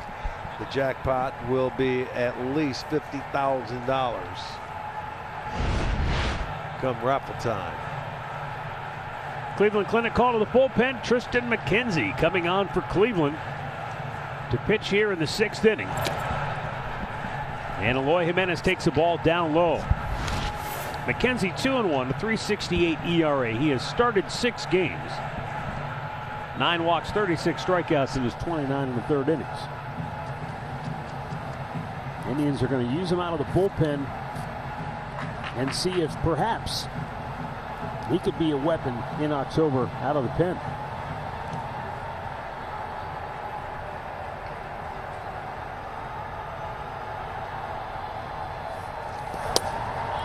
But, you know, as you pointed out, if you advance past that first round, you keep going. This isn't like a normal October where you can kind of finagle your rotation. You're going to need 4 or 5 starters. Yes, you will. You're going to need some depth. Some guys that can pitch out of the bullpen and even possibly get a spot start here or there. You never know. Cal Quantrill was impressive last night. Was he ever? He was terrific. The thing I liked about him was the tempo, man. He came out there and he grabbed the ball and he was just, let's go. Good to see Tristan McKenzie with a 95-mile-an-hour fastball on the last pitch. That's right. In Detroit, his velo was down, but it's not a start tonight. No, but that's part of the reason they want to put him in the bullpen. I think, you know, Carl kind of said, we're going to tell him, air it out. This isn't a start. Go out there and air it out. Give us the velocity that you have. You don't have to last for 88 or 85 pitches. Right. Spin the ball the way we know you can spin it. Throw it the way you know you can throw it. Go as hard as you can for as long as you can. And I even asked Chris Antonetti tonight, you know, was there concern when they saw 89 Saturday night versus Detroit? And he didn't say he was concerned. He said, but this is a kid that hasn't competed a lot the last 2 years. He's been injured. So it comes with the territory. But they did want to make sure that he was healthy, and he feels completely fine. So they think this is the perfect role for him at this point after 6 starts. It's not quite an Oscar Gamble flow he's got working there, but it's pretty impressive. It looks good. Well, it's starting. He's got a ways to go, but it's getting there. I love the picture that we have of Oscar with a visor on next to you. Pumps it by him. How about that fastball? You hear the boys down here screaming for him? 95 right down the heart of the dish, and Jimenez could not catch up to it. Watch this again. Well, we said, it's a little extra giddy up on it. We said that, you know, that his ball gets on you in a hurry. It seems like it does. But I think you two hit on it. If this team is going to go deep in the playoffs, the 2 guys you saw last night and Tristan are going to be key if you have to play. Absolutely. 8, 9, 10 games. Yes. When you move on to that 2nd round and you've got a 5-game series, it's the way pitchers are used in the playoffs. There's at least starters. Because they got to come back. You're not going to let them run empty. You're going to have to use everybody. Man. That was pretty right there. Fouled the fastball off and then came right back with a nasty slider to put him down 0-2. And just off the dish. I know this year is goofy and the playoffs are different than ever before. I kind of like it, guys, that they're playing all these games this way. And the whole depth of your team is going to be used to win the World Series this year. A little high, he did not go. 2-2.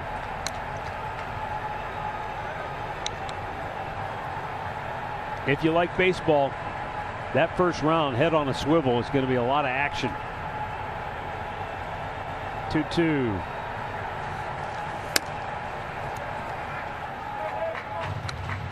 And not to mention, Andre, you figure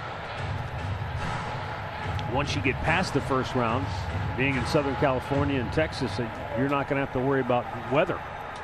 Right. The 3-2 is hit on the ground between third and short. Lindor couldn't come up with it. And by the time he did, Edwin beats it out.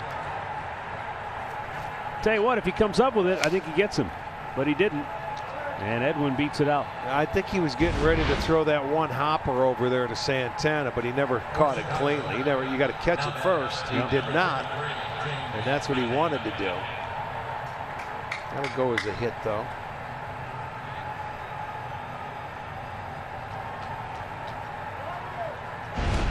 So 1-on-1 out for James McCann.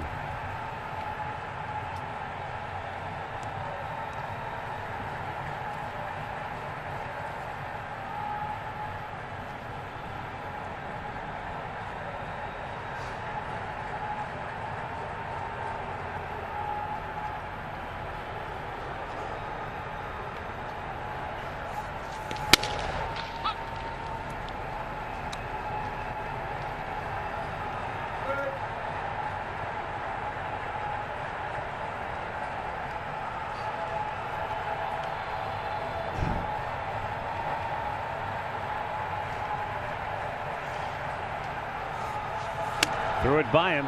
0-2.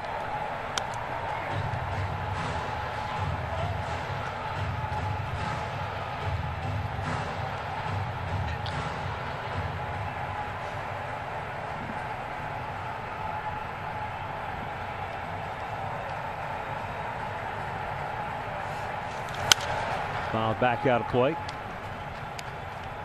Really like the pace that McKenzie works at too. I mean, he gets the ball and he's ready to go. He almost puts the impetus on the hitter. You better get in the box. Well, you like to see pitchers like that. A lot of times when a pitcher gets into a rhythm, he doesn't want to slow down. And that's what hitters do. They'll call timeout. They'll move around just to slow him down and try and get him out of his rhythm. Nice slider. Second K for T-Mac, and there are two down here in the sixth.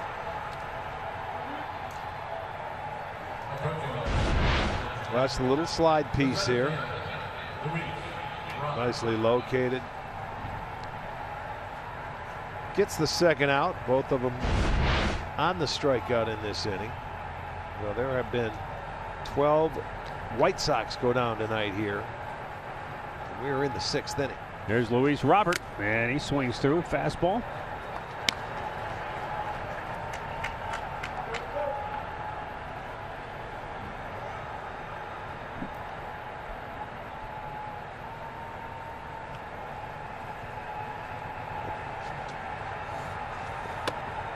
Waves at a breaking ball off the plate. It's 0-2.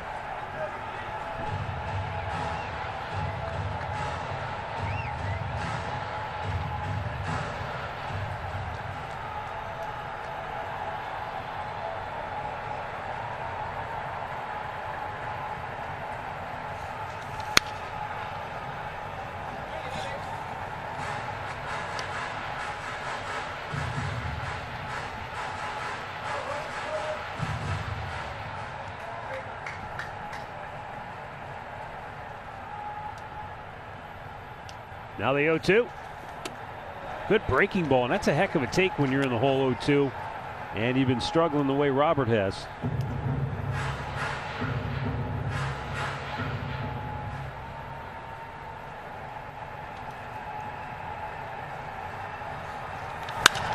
In the air, center field, Mercado.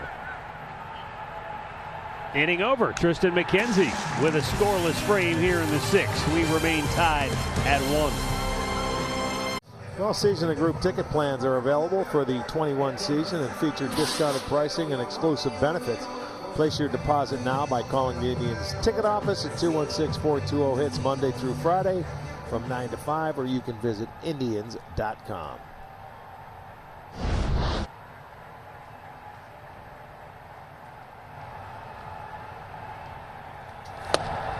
Swing and a miss by Cesar Hernandez, who is 0 for 2 tonight.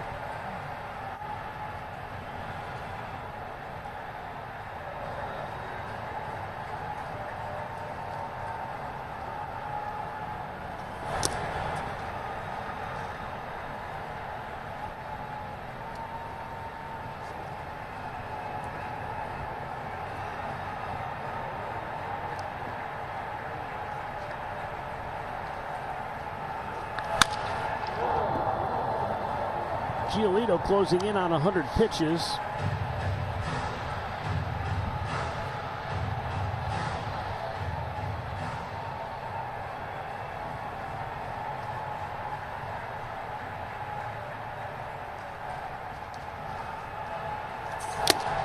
Pumped it by him.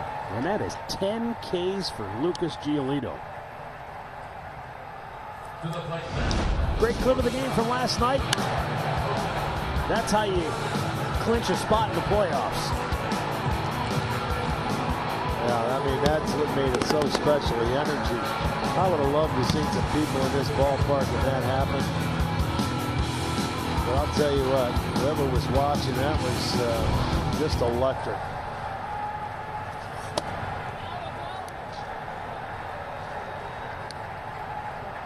Because the White Sox had scored 2 in the top half of the 10th.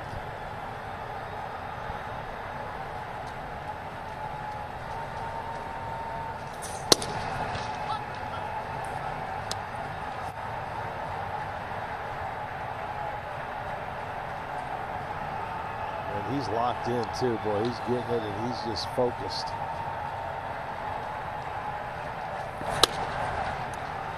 With 64% strikes in his first 100 pitches. You know, again, it's not that he was struggling, but might have been some concern among the White Sox faithful since that no-hitter in Pittsburgh.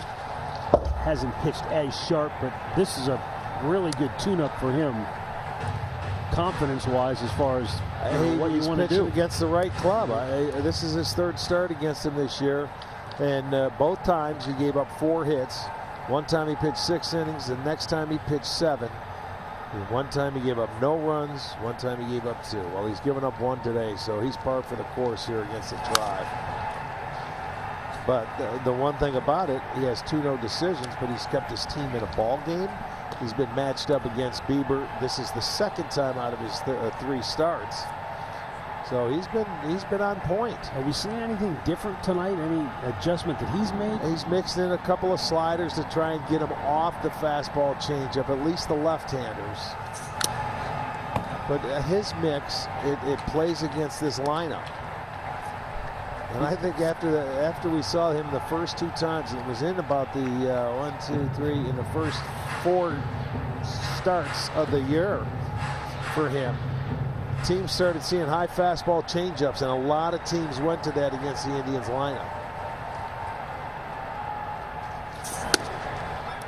Well, it seemed like he was, even though he struck out 3 in a row after the Santana home run, still in that 3rd inning, he was bouncing some balls. He wasn't razor sharp, but he got out of it. He walked Santana, or walked Ramirez to load him up, and then struck out Santana. And after that, I mean, that's the first batter to reach. And not surprisingly, it's Jose Ramirez. So he walked Ramirez in the 3rd, retired everybody consecutively until he faces Ramirez again. And you know what? That's the guy he can't let beat you. He knows. You don't have to tell him. And in his today, he's thrown 24 sliders, Matt, in his 106 pitches. So that's a lot more than what we saw earlier. So there's your adjustment. There it is. He maybe just shows you that 3rd pitch. And not a lot of them were for strikes. A lot of bouncers. Even the changeup at times was bouncing. But But, you know, he looks at it this way. Ramirez is not going to beat me, and I'll pitch to everybody else. Santana clipped the fastball leading off the second inning. He tried to sneak one by him. He couldn't do it. And other than that, it's a 2 measly singles.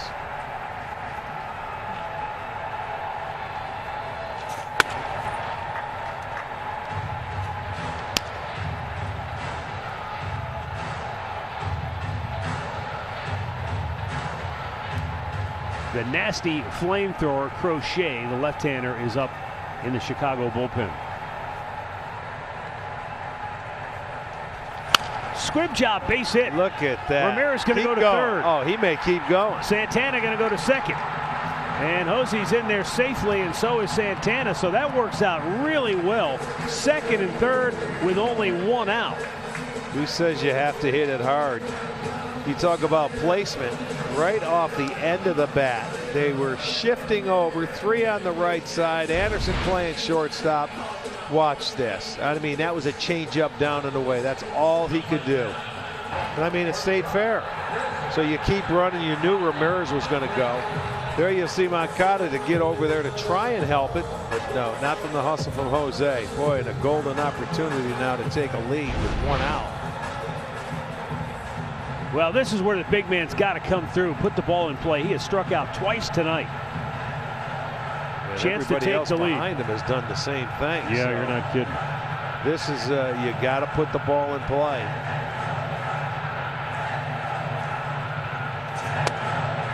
Takes a fastball. Yeah, he just shows him the fastball in that first pitch. He's been going early in the count, sliders away to him.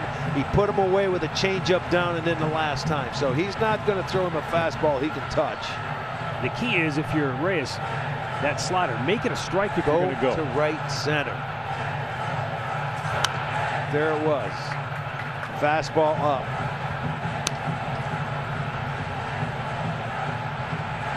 It doesn't have to be far. You just have to find a way to put it in play.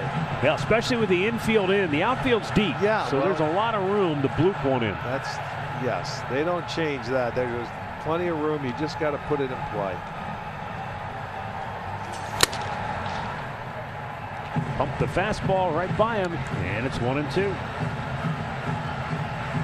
All fastballs so far. But now that he's ahead of him, figure he might go to that slider.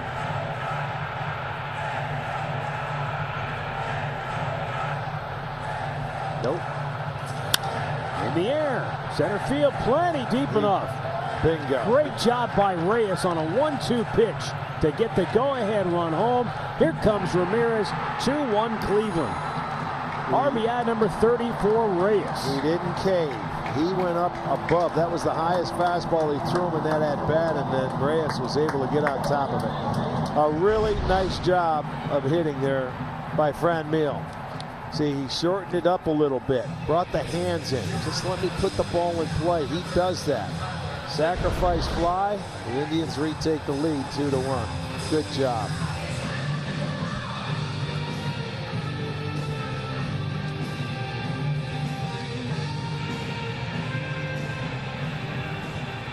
And now Tyler Naquin.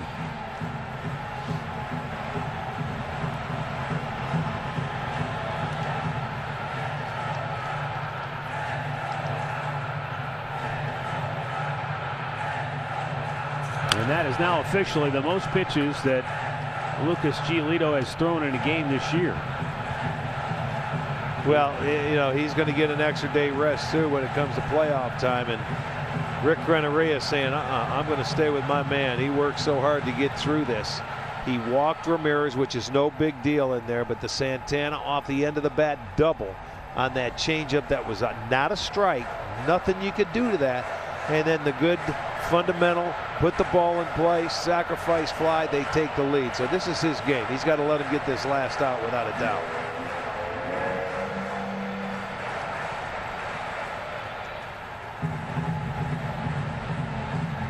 This is a typical playoff game right here, which you're watching. 6th inning, not a lot of action, not a lot of hits. Got to take advantage of every opportunity.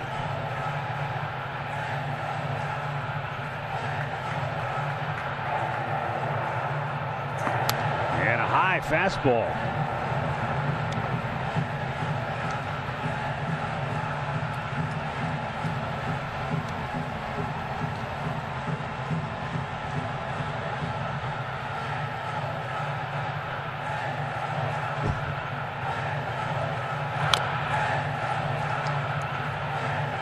Boy, he's really got Naquin in between tonight. And he's had most hitters like that. The thing that I guess is troubling for me with watching Tyler is he's such a good low ball hitter. We know that. But even when he's had his low fastballs, the pitches that normally he's hammered, he's swinging through them right now. He's not picking up the baseball. Yeah. He's not seeing it very well. He's caught in between. You know, he doesn't look like he's hitting with a lot of confidence in the batter's box. Maybe he could use what Santana had, just a little good fortune, a little squibber off the end of the bat. Right, something to get you rolling. This would be a 2-out base hit. This would be a perfect time to get one of those right here.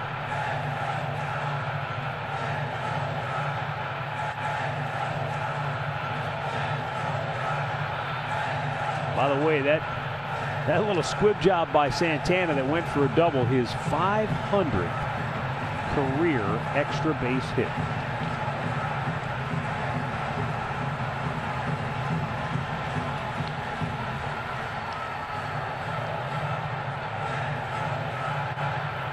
And the 2-2. Swing and a miss. So that'll end the inning, but the Indians take the lead. A walk, a little squib double by Santana, and a sac fly by the big man. 2-1 Tribe. Indians baseball is brought to you by Wendy's. A breakfast so good you'll want to tell someone about it. And by Chevy. Get behind the wheel of a new Chevrolet and find new roads again. What a beautiful look at downtown Cleveland, Ohio. On a gorgeous night. And the Indians and White Sox headed for a potential postseason collision in just 1 week, and duking it out here on the North Coast. It's been a well-played series and another good ball game here tonight. 2-1 Indians heading to the 7th. Tribe won the opener 7-4. A walk-off dramatic win 5-3 last night. And now Tristan McKenzie staying on for a second inning of relief work. He's got Adam Engel, Nick Madrigal, and then the top of the order, Tim Anderson.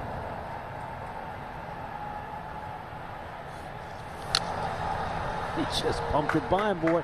That's 3 strikeouts now for Tristan McKenzie, who looks really smooth and in rhythm coming out of the bullpen. And that's the one thing you're looking for when a guy's coming out of the bullpen. Kia give it everything. Cal Quantrill making a spot start last night on 4 innings. Struck out 4. Gave up 1 hit. They were looking at what, about a 55 pitches, 8 through 38 in 4 innings. He was vibing, Arch. What's that? He was vibing. He loved it out there. And we mentioned it during the game, and he kind of agreed that starting gets him into the rhythm that he likes to be in when he's pitching. Well, he was in a very good rhythm, and I mean pumping strikes. Yes, it was. You know, I didn't know what to expect because we never use like an opener in anything, because we're used to seeing starters go out there every night. But the bullpen was outstanding last night to hold the Sox down till extra innings, just a 1 run. It was a good game. I'll ask you guys because I'm curious, and I'm going to ask him when I get a chance. He said something last night of the thing that he likes about being a part of this pitching staff is he brings something a little bit different than what all of our guys throw. And I've gone back and forth, and I can't pinpoint. I know he's got a sinker, had a 2-seamer. Yeah, he did. He had that 2-seamer that had a lot of run to it last night. But is there anything else that stands out to you that he may throw that we don't see from our bullpen guys? I can't think of anything. He was good. He was throwing strikes. Some guys just get outs. Right. They just have that knack, the ability to pitch, hit spots, change speeds enough, keep hitters off balance, and they just get outs. And then there are guys like Tristan McKenzie who just make people look foolish. 2 down. You know, I was thinking you were talking about openers, and I think back to a year ago. Remember Tyler Clippard? You know, that when you think opener, that's what I think of. A guy who goes, going to go one, at most maybe he'll give you 2 innings. But what they have with Quantrill is something of a hybrid. Truly a starter. Well, who's he's just a starter pitching out by of the trade. bullpen. Yes, Yeah. I mean he only made 1 start this year, and that was with San Diego. And then they went to the bullpen, and you don't think he's going to get a start around here. McKenzie, hot knife through butter. 1, 2, 3. Stretch time in Cleveland. 2-1 try. Race and run or walk from wherever you are. You'll receive a swag bag shipped to you with everything you need for a 5K race. Visit Indians.com/run for all the details.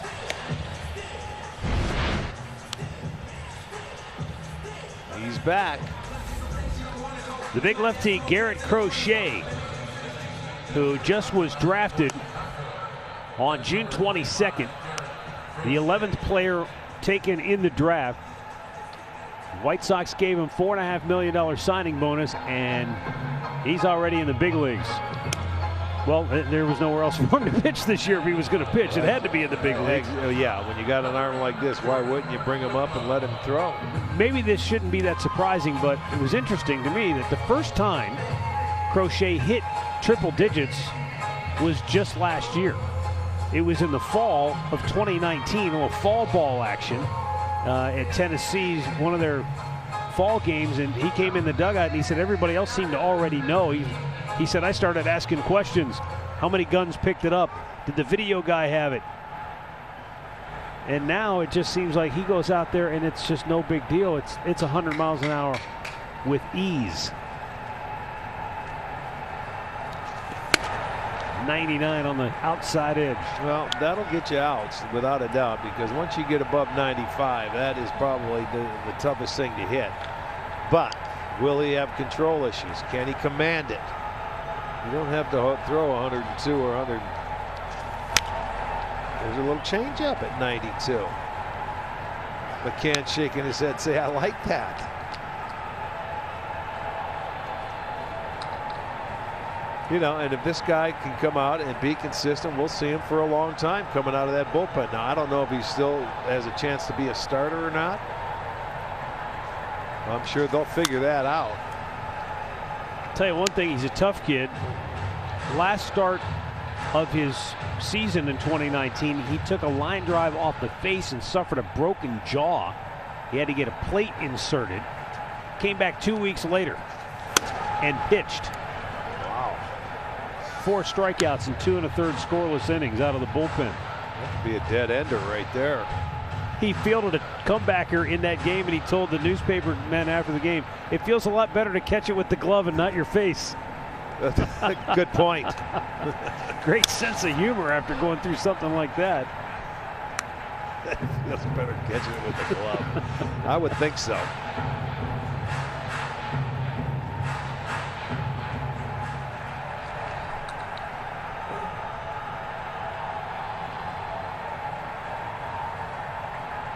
Fastball down the middle. Off to the right and out of play. Crochet's taking it back to the 80s with the pegged pants. Yeah. That's right up your alley. Tito picked up on that.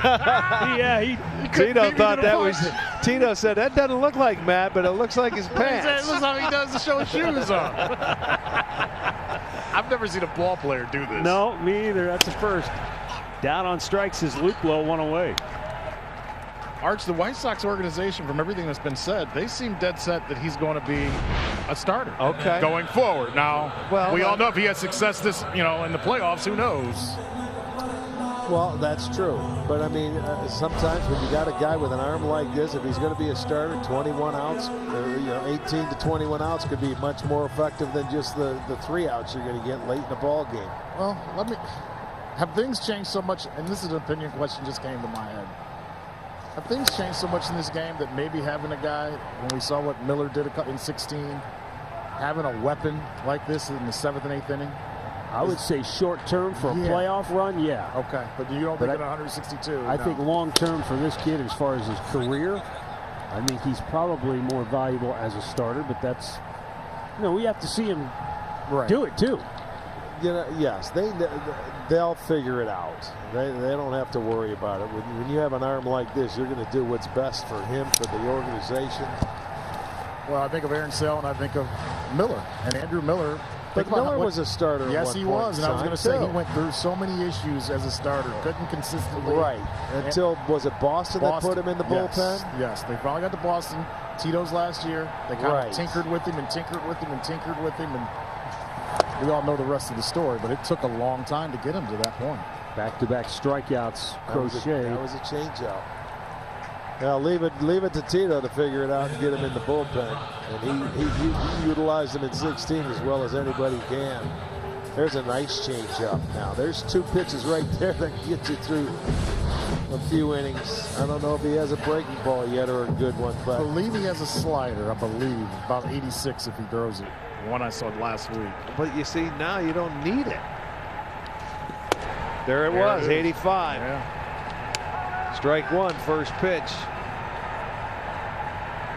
It'll be fun to see what they make of him over the next few years, because we're going to see. Well, it's just incredible that this kid was pitching collegiately and then gets drafted, and then he's in the big leagues and he looks this polished. Well, Matt, I'll take it a step further. Because of COVID, their season got cut short as well. So it's not like he got to go through. He didn't get a full college season. You're right.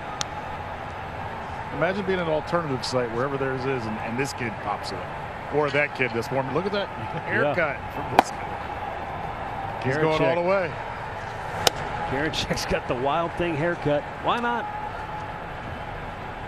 It was his birthday yesterday, so you hear all the guys say that they really, Posey did that for his birthday. It wasn't for the team. Did they hold him down and cut his hair? Possibly. There's a ball hit pretty hard, high in the air, deep center, but not deep enough. Robert back makes the catch. The Indians go 1-2-3. We go to the 8th inning, 2-1 Cleveland. Copyrighted telecast is presented by authority of the Cleveland Indians and may not be reproduced or retransmitted in any form, and the accounts and descriptions of this game may not be disseminated without the express written consent of the Cleveland Indians.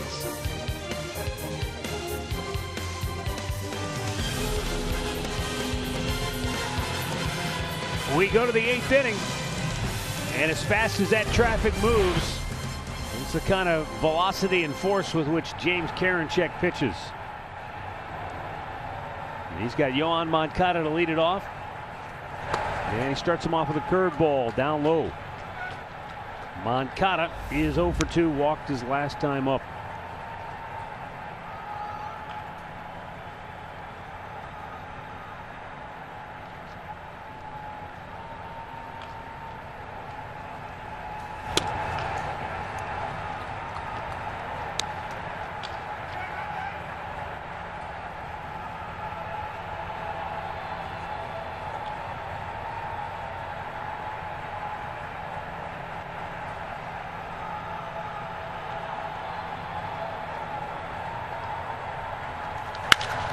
Smoked and fair down the right field line and into the corner.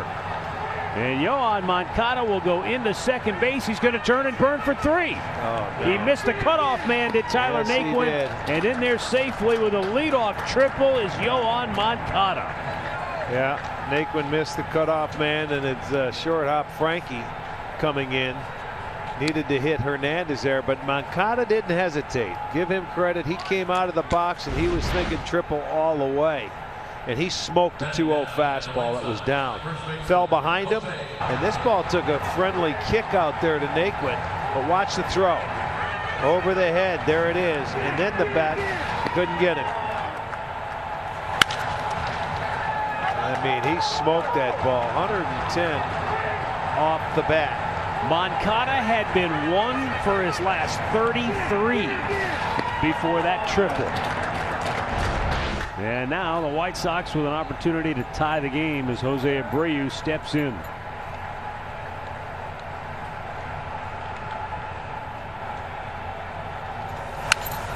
He went after him with a fastball and he fouled it right back.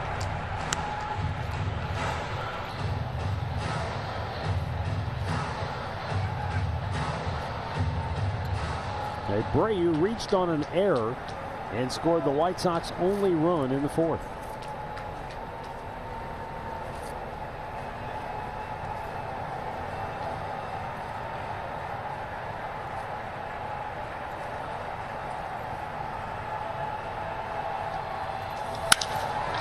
to center field. That'll tie it. Mercado makes the catch. Tagging and coming home is Moncada. Abreu with RBI number 57. And just like that, it's a 2-2 game. Yeah, it took him 2 hitters, boy, and that goes to show you the importance of hitting from second to third with nobody out. And the next hitter, and he came up and didn't take him long to drive him home on the sacrifice fly. And both teams scored that second run on that sac fly. Now Jose Abreu leading the league with 57 runs batted in, so he has been the go-to guy for Chicago. Eloy Jimenez, bases empty, takes a curveball for a strike.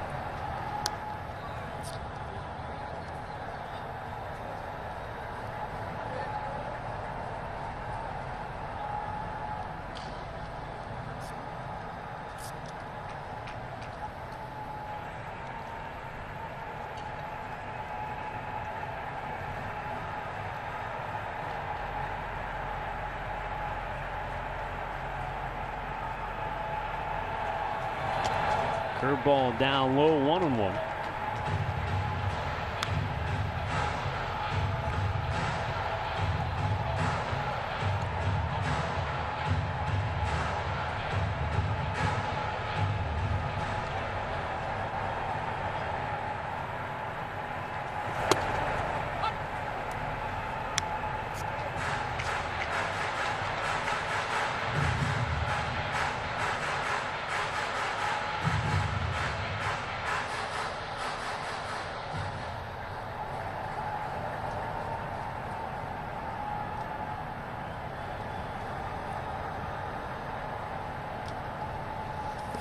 Up the ladder, struck him out. 2 down. Take a look back at our storylines brought to you by McDonald's. Bieber and Giolito, a great matchup, and very likely a matchup in Game 1 of the Wild Card Series next week. And Shane Bieber, his final audition for the Cy Young Award, he was tremendous. Giolito was also very good. Yeah, he was really upset he gave up that second run, but I'll tell you what, his offense picked him up in this inning. So it'll be left up to the bullpens once again tonight.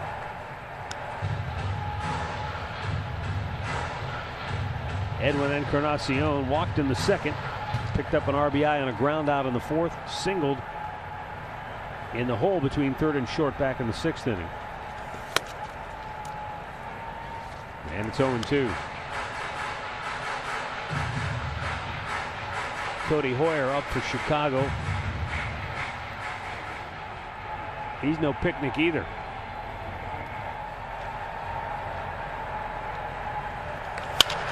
Weak ground ball. That's Cesar Hernandez. High throw, and he threw it away. Oh my.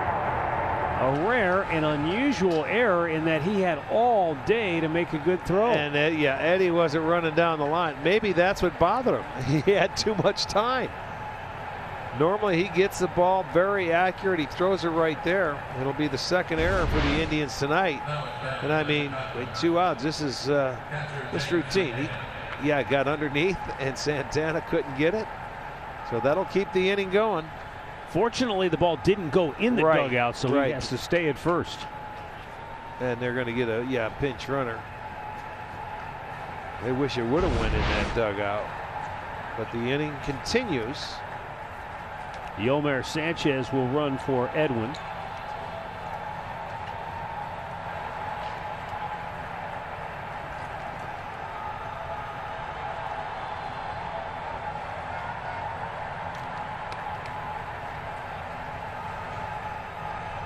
At first base, now running number 5, Yomer Sanchez.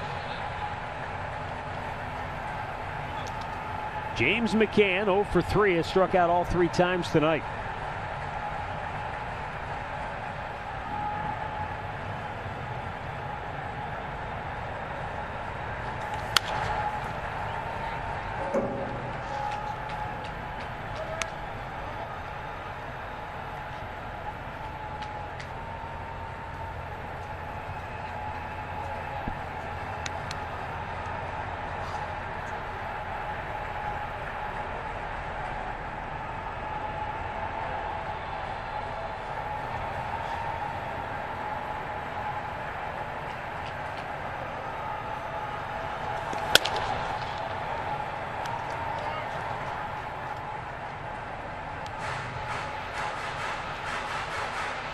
James Karinchak came on here in the 8th, gave up a leadoff triple to Yohan Moncada. Came home on a sacrifice fly by Abreu. And then with 2 outs, Edwin Encarnacion reaching on the error by Cesar Hernandez. And now James McCann with a chance to give Chicago their first lead of the night. Bounced it foul. And we'll get a word from Spectrum Mobile. Spectrum Mobile. Unlimited talk, text, and data. Just $45.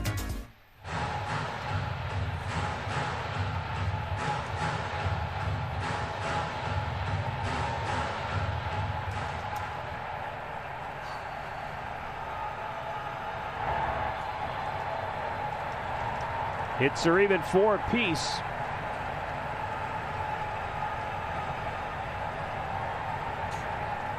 The one difference on the scoreboard tonight, 2 errors. One costing the Indians a run in the 4th inning. We'll see if the error here in the 8th is as costly as that one was earlier.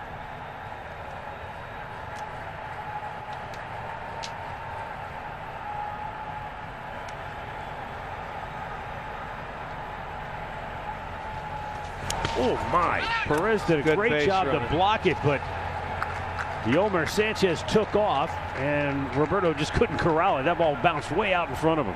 Well, again, I give the White Sox credit. Both those base runners on wild pitches happened earlier in the game. Perez, everything in his power to keep that ball up, but they're taking off when they see that ball in the dirt, knowing that a lot of Indians pitchers bounce those balls. And Sanchez, a nice job of just taking off. So he gets himself in scoring position when the inning should be over. So Perez on the same page. He wants to go out and talk to Karinchak.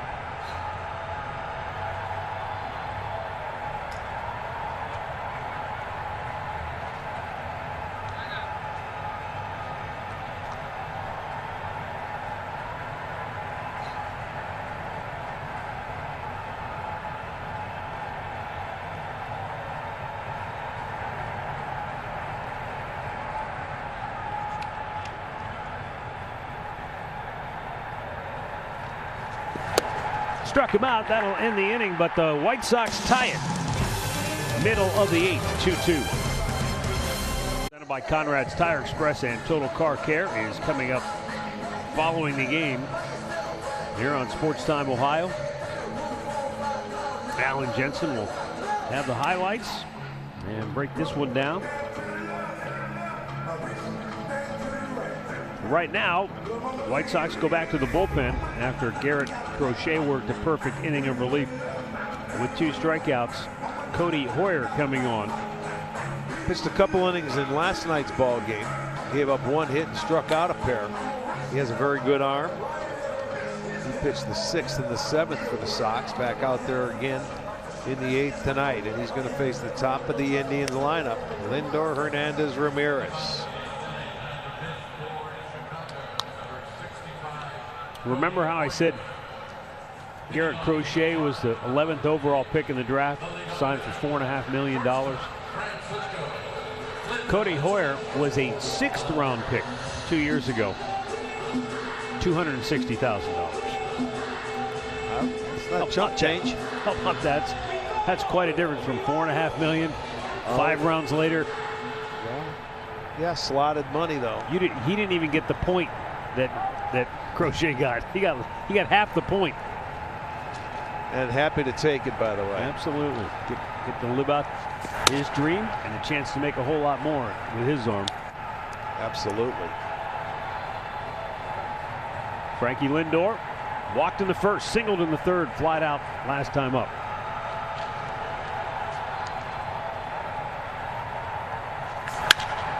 High fly ball, center field, Luis Robert.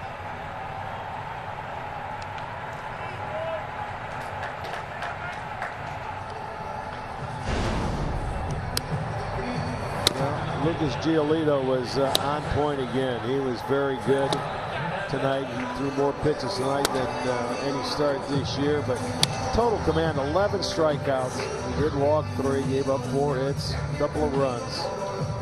But you can see the 4-seam fastball, 6 strikeouts, a changeup 3, and the slider 2 tonight. He threw more sliders tonight than we've ever seen him in the last 2 starts.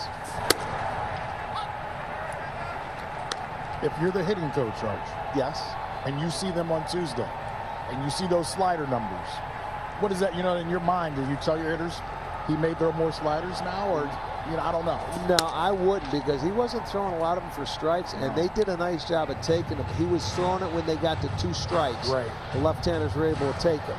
But he's predominantly a fastball changeup guy, so he's just showing you that third pitch to put it in the back of your mind, I think. So it's just, he didn't throw a lot of them for strikes. I'd have to look at the numbers. So north-south still. Yes. Cesar way out in front of that slider from Cody Hoyer. Tied at 2, bottom of the 8th.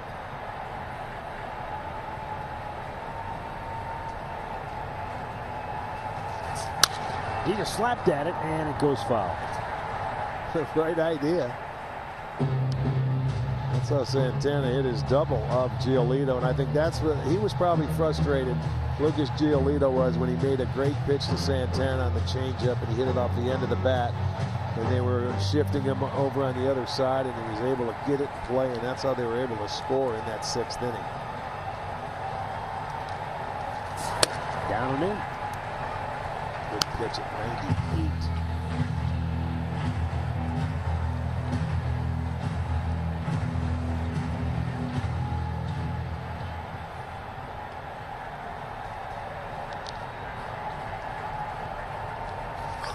Hard hit ball, and Abreu with a great diving stop.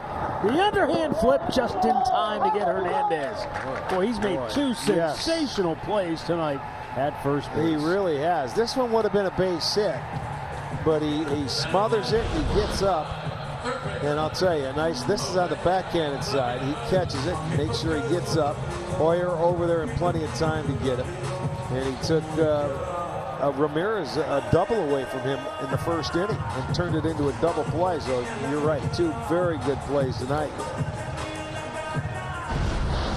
And with 2 down, his all-around game is going, baby, both offensively and defensively.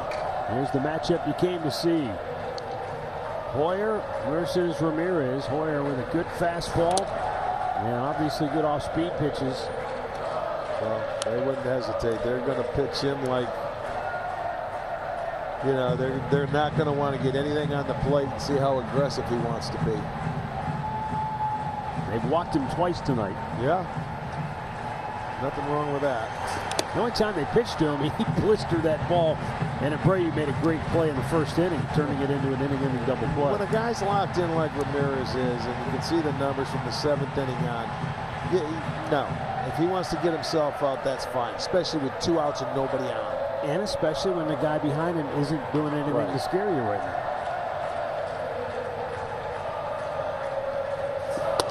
Change-up. 2-0 change-up. They weren't going to give him the fastball. They know he likes that. As I mentioned earlier last night, before he hit the walk-off home run, he fouled off a nasty little slider to stay alive to get that fastball. Another slider. Oh, it bit up. It jumped up and bit Madrigal right in the chest. Did that hit the lip? I think it hit the lip of the grass, and it just caught him. All right, the cut of the grass, because he was playing deeper. He wasn't playing on the dirt. So he laid back for that ball. And I want to see that hop it took and see what happens. I mean, you'll see, he's back, he waits back on it, and that ball jumped up, it hit the lip of the grass. There it is. Hit him right on the bare hand. Yeah, even though it took a bad bounce, still catchable ball. I'm sure that'll be an error. I don't know if it's scored yet, but It will Here's be. Carlos Santana. He hit a home run back in the second inning. And then he shot a ball off the end of the bat the other way. A cue shot that went for a double in the sixth.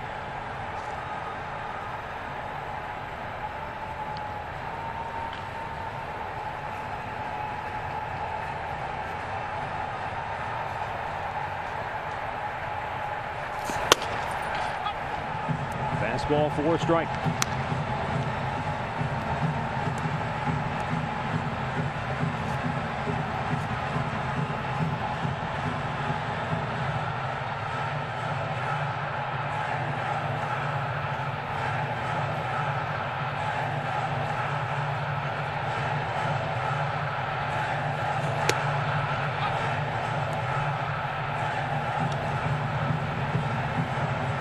Santana, 2 hits in his last 8 games coming in. 2 hits tonight.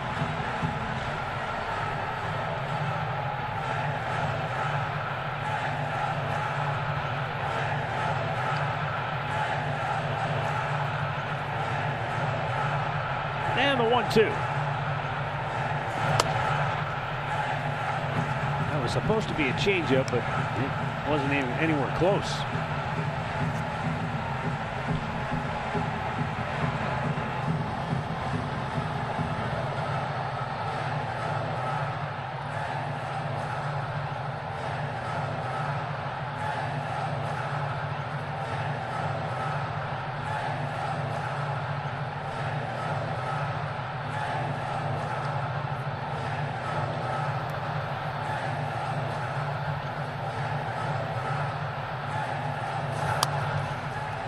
He did it again. Tried to throw that changeup. It's high and wide. And a full count. Well, I'll tell you what, when he located that first fastball on the inside part of the plate, that's the spot. I mean, I'd have to stay with that because that's tough to get to on the inner part of the plate. I don't care how good of a fastball hitter you are, if you can locate it in there. Ramirez will be off on the 3-2 pitch. And it's ball 4. So an error and now a walk. And with 2 outs, Franmil Reyes coming to the plate.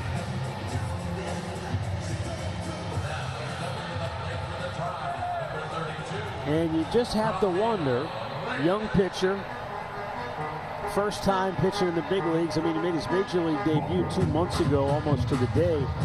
And Rick, last night, 35 pitches and 2 innings of work, and right back out here tonight at 18 pitches, 9 balls, 9 strikes. Hey, you're going to find out the hard way. Back to back. That's what you first check about pitchers coming out of the bullpen. And Don Cooper's going to go out and settle them down. I'll say one name, March. Yes, Matt. You guys know it. Evan Marshall. He's the guy that carried them all season long in this inning. Yeah. He's out right now with an injury. I'm going to find out tomorrow how long he's supposed to be out. And you know what happened? They would use him multiple innings, too, not just to get 1 inning of work. And you're right. They went to him religiously. And now this kid is getting used more, to go off of what Matt is saying. Gotcha. When Evan Marshall was around, he would only pitch an inning or a couple batters. Now he's got to go out. And this was back in the 6th inning when Santana had the cue shot double, and then Reyes brought home Jose Ramirez from third with a sacrifice fly. That won't be an option this time around because there are 2 outs. He'll need a base hit. But can they take advantage of the extra out in this inning?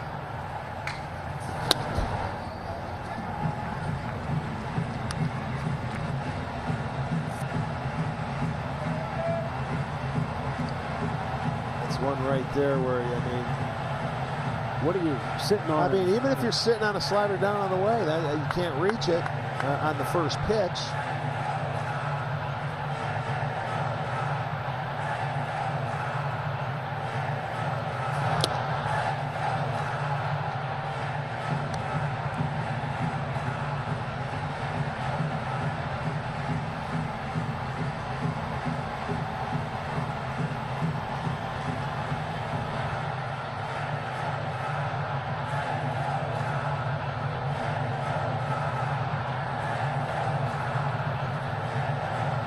Two on, 2 out. 0-2 pitch. Struck him out looking. So the Indians get 2 more, but they can't cash in. We'll go to the 9th, tied at 2.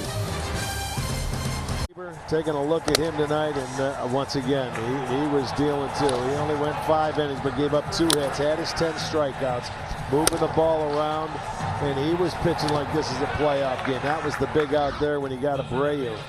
And when you look at his 10 strikeouts, 8 four-seam fastballs. They were sitting on the off-speed pitch when they got to 2 strikes, and he was able to run the fastball by him. That knuckle curve, he always gets a few guys to chase that every single game. So it was really another well-pitched game by both starters. Brad Hand coming on to pitch the 9th in a tie game. Hand has retired 12 of the 21st batters that he has faced in an outing.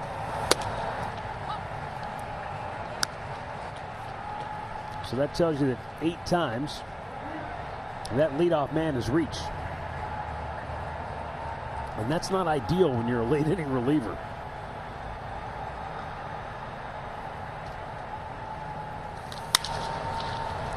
Luis Robert over 3 on the night.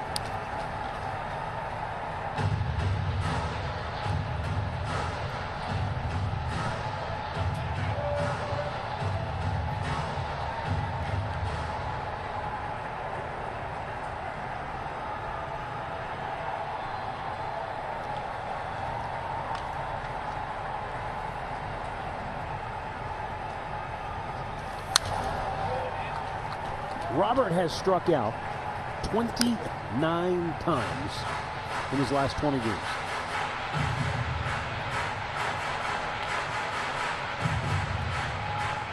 And in those 20 games, 6 for 69. Ouch.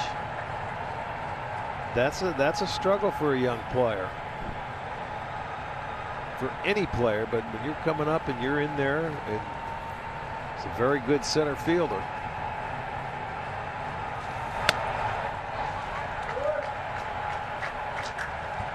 But the key for him, he's getting an opportunity. You got to play your way through it. You got to figure it out.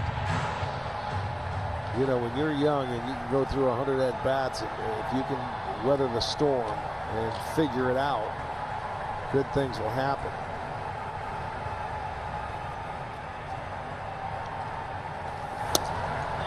Missed a little low.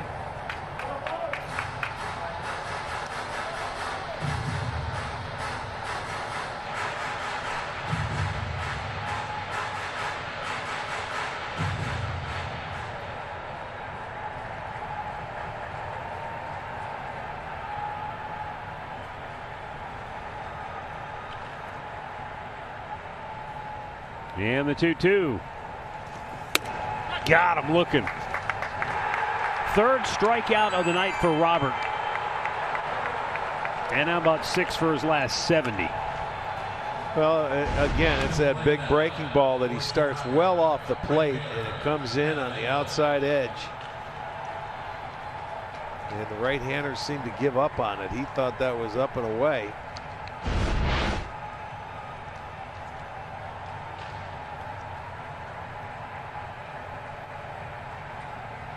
Adam Engel 0 for 3.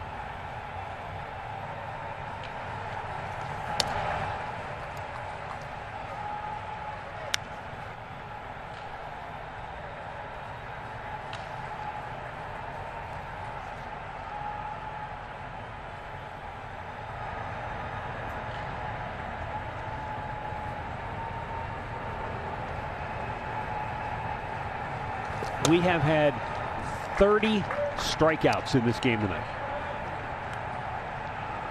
Yeah. 21 by the starters. And let me see. 3, 6, 7 walks between the 2 teams.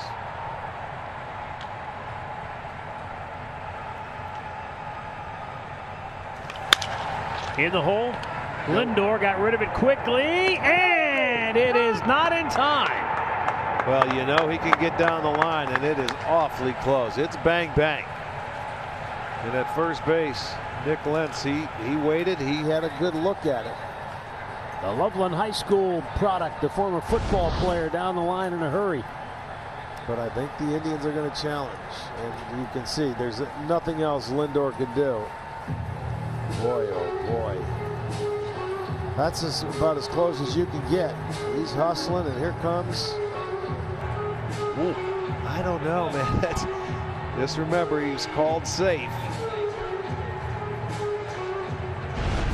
That was a bang play, and I think it's worth the challenge. You know, Arch, you just said to me the problem with replay, and it's not, you're not wrong, because he was called safe. You remember when the NFL first started doing replay, it was the same way. It was hard to get him overturned, whether it was right or wrong. Yeah. Well, it's been tougher. When it first started, you could get him overturned, right. But it's not anymore. And it was, I'll tell you what, it was bang. That was that close. Oh, he got him. Wow. Oh, wow. There you go. Oh. And he can't believe it. Engel is stunned. Well, there's nothing you can really do. I mean, they looked at it. He says, oh, I'm out. He felt he was safe, but it was overturned. My goodness. That's a break for the Tribe right there, and give Lindor credit. He did everything in his power. There's the stretch, and they're saying that ball was in the glove before the foot got on the bag. So, big play. You're splitting frames. Yeah, when right. Getting that close. When you slow it down, people don't understand. Strike called inside corner to Nick Madrigal, who was 1 for 3 tonight.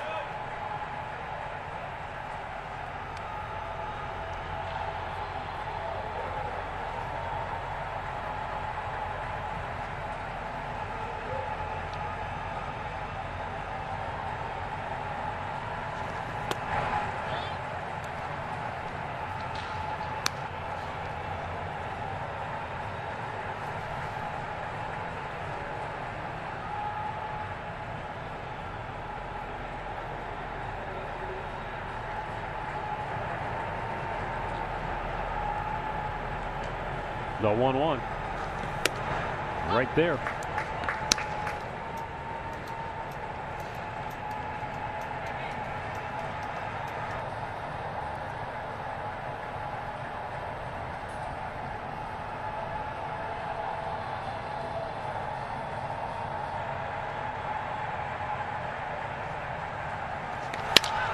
Weak ground ball. Cesar Hernandez throws him out. Inning over. 1, 2, 3 go the White Sox. Jose Ramirez walked off Chicago last night in 10 innings. The Indians come to bat here in the bottom of the 9th in a tie game when we come back.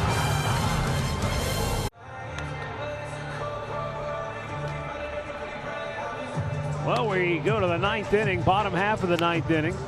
And the new White Sox pitcher is left-hander Gio Gonzalez. Former starter turned reliever. It's the first time we've seen him all year, I think. I don't recall seeing him in any games. Didn't even recognize him. What did he throw? 2 warm-up pitches? Number 47, Gio 1-1 Gonzalez. with a 4.25 ERA. 4 starts though. This is his 10th appearance. So 6th time out of the bullpen. Hasn't allowed an earned run over his last 4 outings. But he's walked 9 and struck out 8 in those last 9 innings.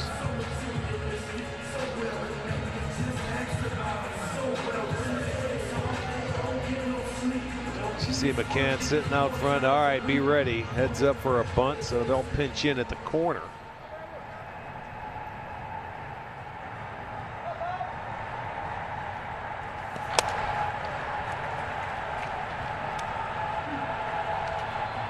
Delano to Shields. Trying to jump start. 9th inning rally here. And a ground ball in the hole. Anderson has to get rid of it quickly. He does and throws him out. Well, it was almost 7 years ago to the day. Tomorrow will be 7 years when Jason Giambi walked off the Chicago White Sox in improbable fashion. Oh, yes, I remember that. He hadn't been swinging the bat at all. and then comes up there, and you're thinking, just put the ball in play, just dunk one in, and he blasts one out of the ballpark.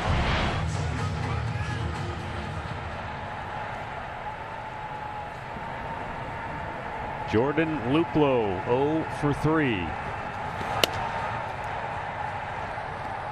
And remember, that was the year they needed to win all of those games, 10 in a row down the stretch to get in. Yes, they did.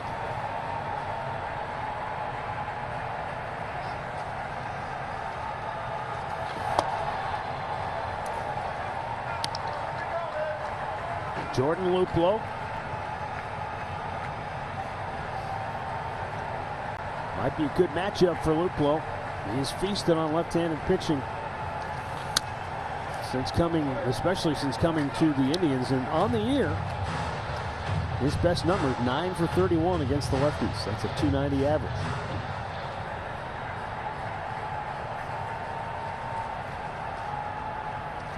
There it is, high in the air, deep left field, and the Indians have walked it off again. The second night in a row. A game-winning homer. This time it's Jordan Luplow. And the Indians' surge continues late in September. 3-2 is the final. The Indians have taken the first 3 in this 4-game series from Chicago. How about that? A 3-0 green light, and he smoked it.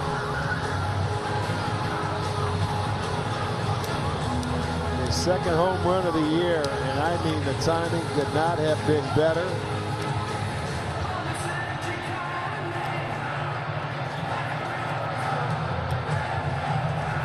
Indians go to 32-24. They've won 6 out of 7. And the White Sox are now 34-22.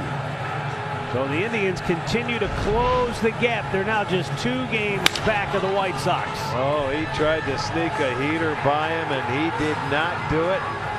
Luplow always thinking the other way, but he was quick and turned on that one onto the home run porch. And they walk it off again. Back-to-back nights. Unbelievable. It's Jordan Luplow's second home run of the year. Boom, throw that bat away. The other one was against the Chicago White Sox. No surprise. There you go. Everybody knew it. Jimenez was out in left field, and he just watched. He just turned. Well, another dramatic win for this ball club, and this is starting, Rick, to become eerily reminiscent of that late 2013 season sprint to the finish. It really is. I mean, after they ended that 8-game losing streak, they have gone into action. That team needed to win all those games just to get in. This team's already in, but you get the feeling like that they're starting to hit their stride now. Well, they're starting to feed off each other. They know if they stay around a game long enough, all they have to do is one thing: do the right thing, and it's been fun. All right, let's go to Andre with Jordan Luplow. Thank you very much. Another exciting night here at Progressive Field. Loop, you better not throw my headset the way you threw that bat. Congratulations, man. Thank you. Take us through that at bat. Oh man, I was just trying to grind after the first 3. You know, it was tough, but he got 3-0, got behind, and I was looking to do damage. How nice is it at 3-0 that you can think that way? Some coaches, some teams will say 3-0 late in the game, don't swing, but you're allowed to throw it. Oh, the good. Who is that yelling? Cam Hill's trying to get some TV time. That's fine, but 3-0. Yeah. Most teams don't let you do that all the time. Yeah. I think we like to take that aggressive approach, and when he gave me the knuckles up, I was good to go. Now you're telling the signs. All right, hey, you do this against Chicago and Chicago lefties all the time. I know you hate me bringing it up, but it just seems something about that uniform and you that brings out the best in you. What is it? I don't know, man. They just get me locked in. All right, you're a week away from the playoffs, and obviously this season you guys haven't hit the way you want to. But what does a night like last night do for your guys' confidence, a night like tonight, knowing the pitching that you guys have on this roster? It's huge, man. You know, I talked all year that we weren't even clicking on all cylinders, and you know, I think we're going to get going here and start running on all engines. So is there a team, and I know the answer, but for you guys, what's the thought process in who you want to play, where do you want to go, or what's the kind of the game plan within the clubhouse of what you guys want to do next with just a few games left? I just think we're trying to play, man. We're just trying to go out there, have fun, and it's a nameless, faceless opponent, so it doesn't matter who we play. We're going to go out there and play hard. Even with me in the booth and you on the field, I still can't get you to crack. Go throw another bet and hang out with your teammates. We appreciate it. It's good to see you smile, man. Keep tugging away at it, all right? Thanks, Dre. You got it, Lupe. Jordan Luplow with tonight's huge hit, another walk-off for the Tribe. Matt, Rick, this is kind of fun. Can we go another month or so? Well, I mean, the way they're playing right now, as Rick said, when you get that kind of pitching and you start to believe in each other, you start to and guys start to come through. Carlos Santana, who struggled, comes through. Jordan Luplow comes through tonight. That's when you start getting that vibe to start seeping into the rest of the team. And everybody's just starting to do their own thing. Look at the bottom part of the lineup was terrible tonight because of good pitching, but they hung in there, and like he says, you never give in, you never give up, and if you get good pitching, you're always in a ball game. And a chance to sweep the 4-game series now come tomorrow. And if they do that, as I told you when we opened the series, then the division crown is still in play for the Cleveland Indians. And wouldn't that be something going into the final weekend of the year? Just keep winning. And it's starting to become contagious. Yes, it is. All right, Indians Live postgame with Alan Jensen is next. We're back with you tomorrow for the series finale. Same bat time, same bat channel.